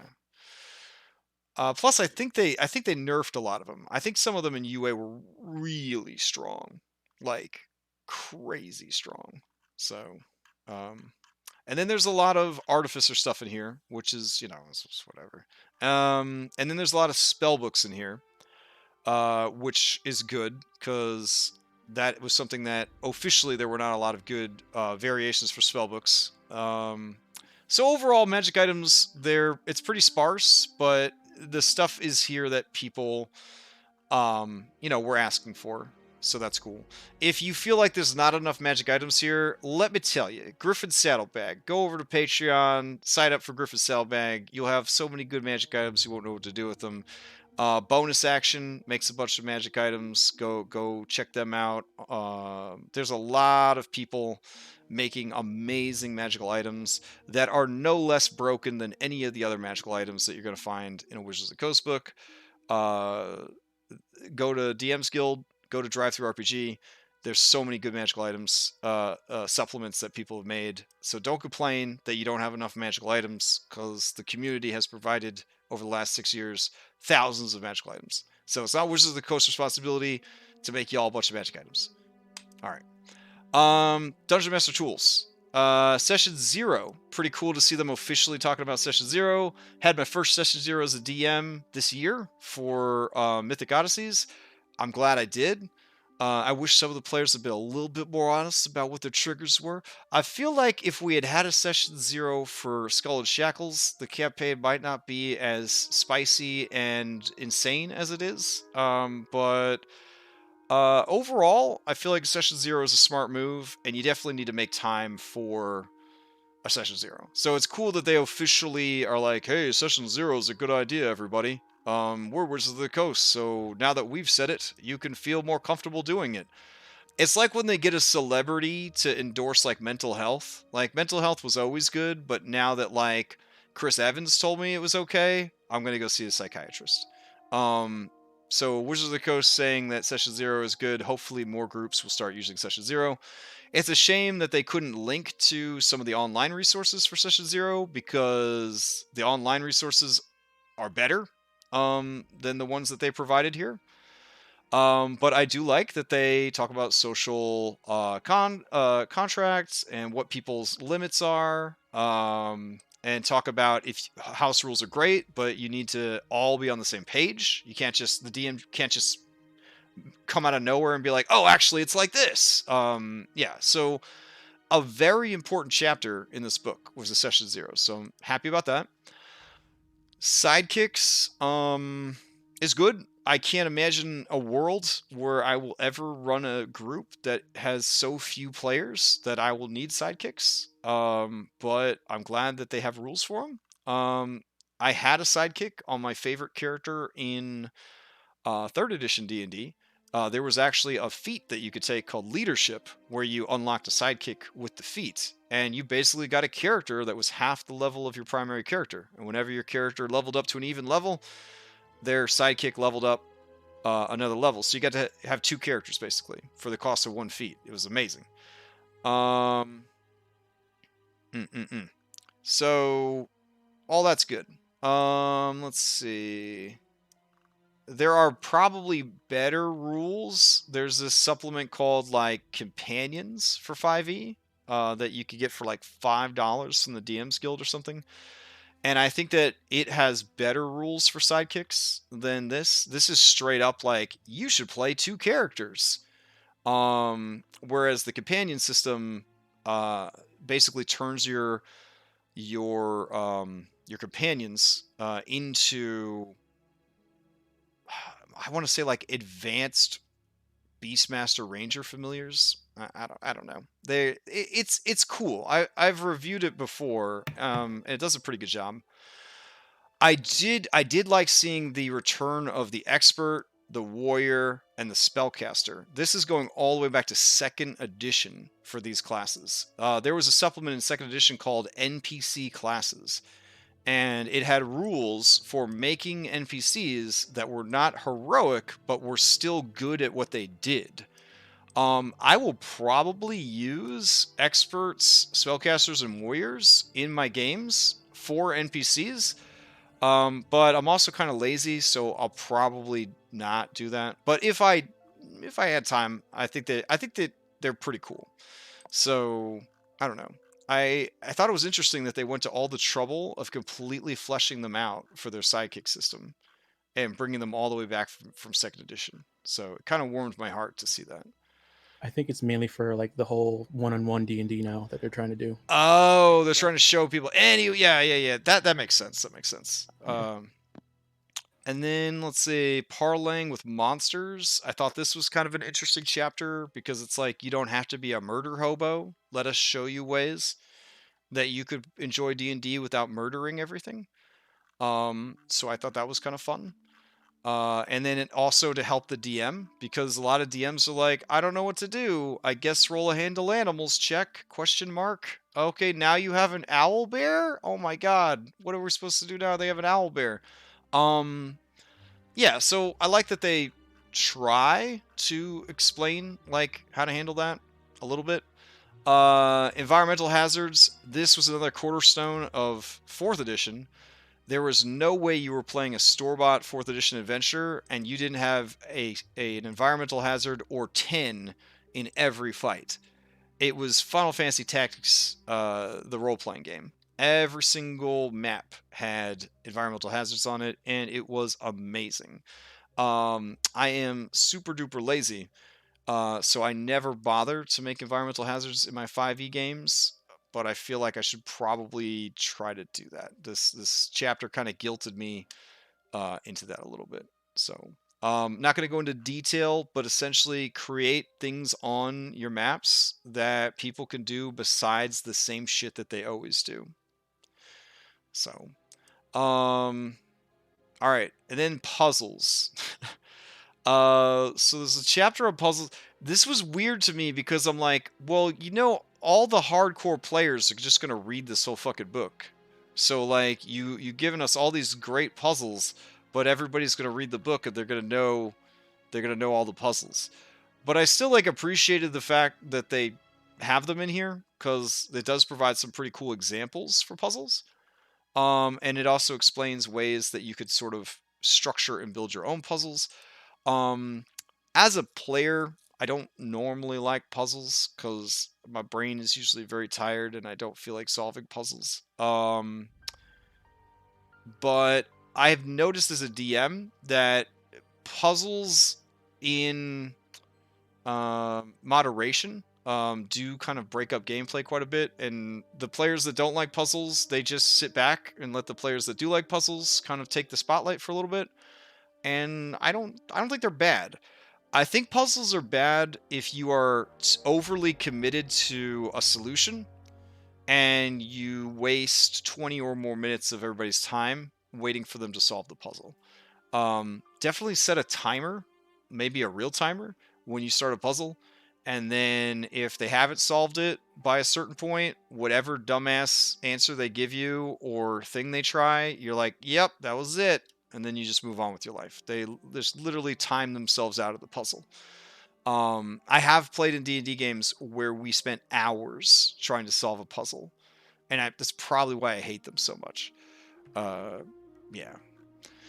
But yeah, all the examples are pretty cool. And stuff like this, like the word search, this stuff is rad. You put this into like D&D, or not D&D Beyond. You put this into like Foundry or Roll20, and you make it interactive, and that's gonna be huge. Anything you could do with the virtual tabletop to make your traps like physically interactive, right? Click and drag and move and flip and rotate. That's gonna make people excited. They're gonna like it. I'm just thinking about using like something like that with like the teleport. Oh yeah. Yeah, you could do some really cool shit with puzzles and virtual tabletop. Some really cool shit. Coolest real world example, my friend Jim Shepard, the guy that made Dungeon Mans and set the trigger on all of those poor people during the marathon, he ran a dungeon IRL for D&D, and there were mirrors, and he had laser pointers, and the laser pointers were aimed at the mirrors, and the characters had to go and move the mirrors to bounce them around the dungeon until the laser reached the crystal, which would unlock it. And this was a physical, tangible thing that they could do. And then this was also at the same time that golems were attacking the party and trying to kill them, and they couldn't fire the laser through the golems, so they had to lead the golems away so that they weren't blocking the lasers, while turning the lasers and trying to get them to follow a path to go into the crystals to unlock. It was amazing. And you could do something similar with virtual tabletop. In the Lift Zelda dungeon, I had like the eyeball pillars that shoot lasers at you, and you had to like get them to shoot their lasers at the lock to the door to unlock the door. And all we had to do with that is take like a beam template and just rotate it to show that they're shooting the laser in that way. So like you could make puzzles a part of an encounter without them just sitting there as a boring puzzle by themselves. You can build them into the combat. A lot of stuff in that dungeon. They had to fight Armos statues, and they had to destroy the Armos statues on top of the switches in order to activate the switches. So there was a lot of like forced movement, a lot of grappling and dragging. They had to, there was a puzzle, but there was also still Dungeons and Dragons. So there are ways to do that. Let's see. And then that's it. That's the book. So, yeah. Overall, worth the wait. I think it's good. I like the fact that they picked Tasha for this one. Tasha has a rich and evil history. She a bad bitch. She a real bad bitch. Look up her Wikipedia. Find out what a bad bitch Tasha is. Tasha enslaved the demon lord of sex and forced him to impregnate her and had his baby. So Tasha, bad bitch. According to like some article, apparently she's supposed to be just true neutral too. She's like true neutral in that she does what she needs to do what she needs to do. She is the 4th edition unaligned. In 4th edition, they introduced an alignment called unaligned, where you don't give a shit about the 9 alignments, and you refuse to take part in their system. And that's definitely what Tasha is. Tasha will hang out with whoever she's to hang out with, screw over or screw whoever she has to get what she wants. Tasha's alignment is Tasha. So it's a very cool pick for an NPC. But yeah, overall, I think it's a strong ass book. Sad for Monk, sad for Ranger. I feel like they could have gotten more out of this. Some classes really made out like bandits. New feats are amazing. Yeah, I like it. I like the book quite a bit. My personal takeaway is I'll have to house rule Monk and Ranger stuff still to keep them on par with everybody else. I'm still not convinced that I want Artificers back in any of my games, but maybe. I don't know. I might just enjoy the last Artificer on Allura, and then that'll be it for Artificers for me. I am 95% certain I'm gonna get rid of older summoning and conjuration spells and just start using the new stuff. But yeah, I mean, I thought it was good. I thought it's a good book. Anybody have anything to add? That's in chat or voice? I'm just interested to see what Gift does with like the feats and stuff. But that's Yeah. adjacent. All right. Yeah, so that's where I'm at. So I hope everybody has a good weekend. I don't think I have any games until Sunday night, so that'll be nice. But I'll probably at some point between now and Sunday night update my class features variant document to essentially be like incorporate Tasha's, or I might just unpublish this document and then update my October rules document with changes caused by Tasha's, essentially. We've already slowly been using Tasha stuff since the book got leaked a couple weeks ago. But it is cool to finally have it out in the world. And I could say that as far as I'm concerned, like almost everything is good enough for play in one of my games. So, all right. Hope everybody has a great weekend. And I guess I'll see you on the Discord or tomorrow for some D&D prep on stream. All right. Night, everybody.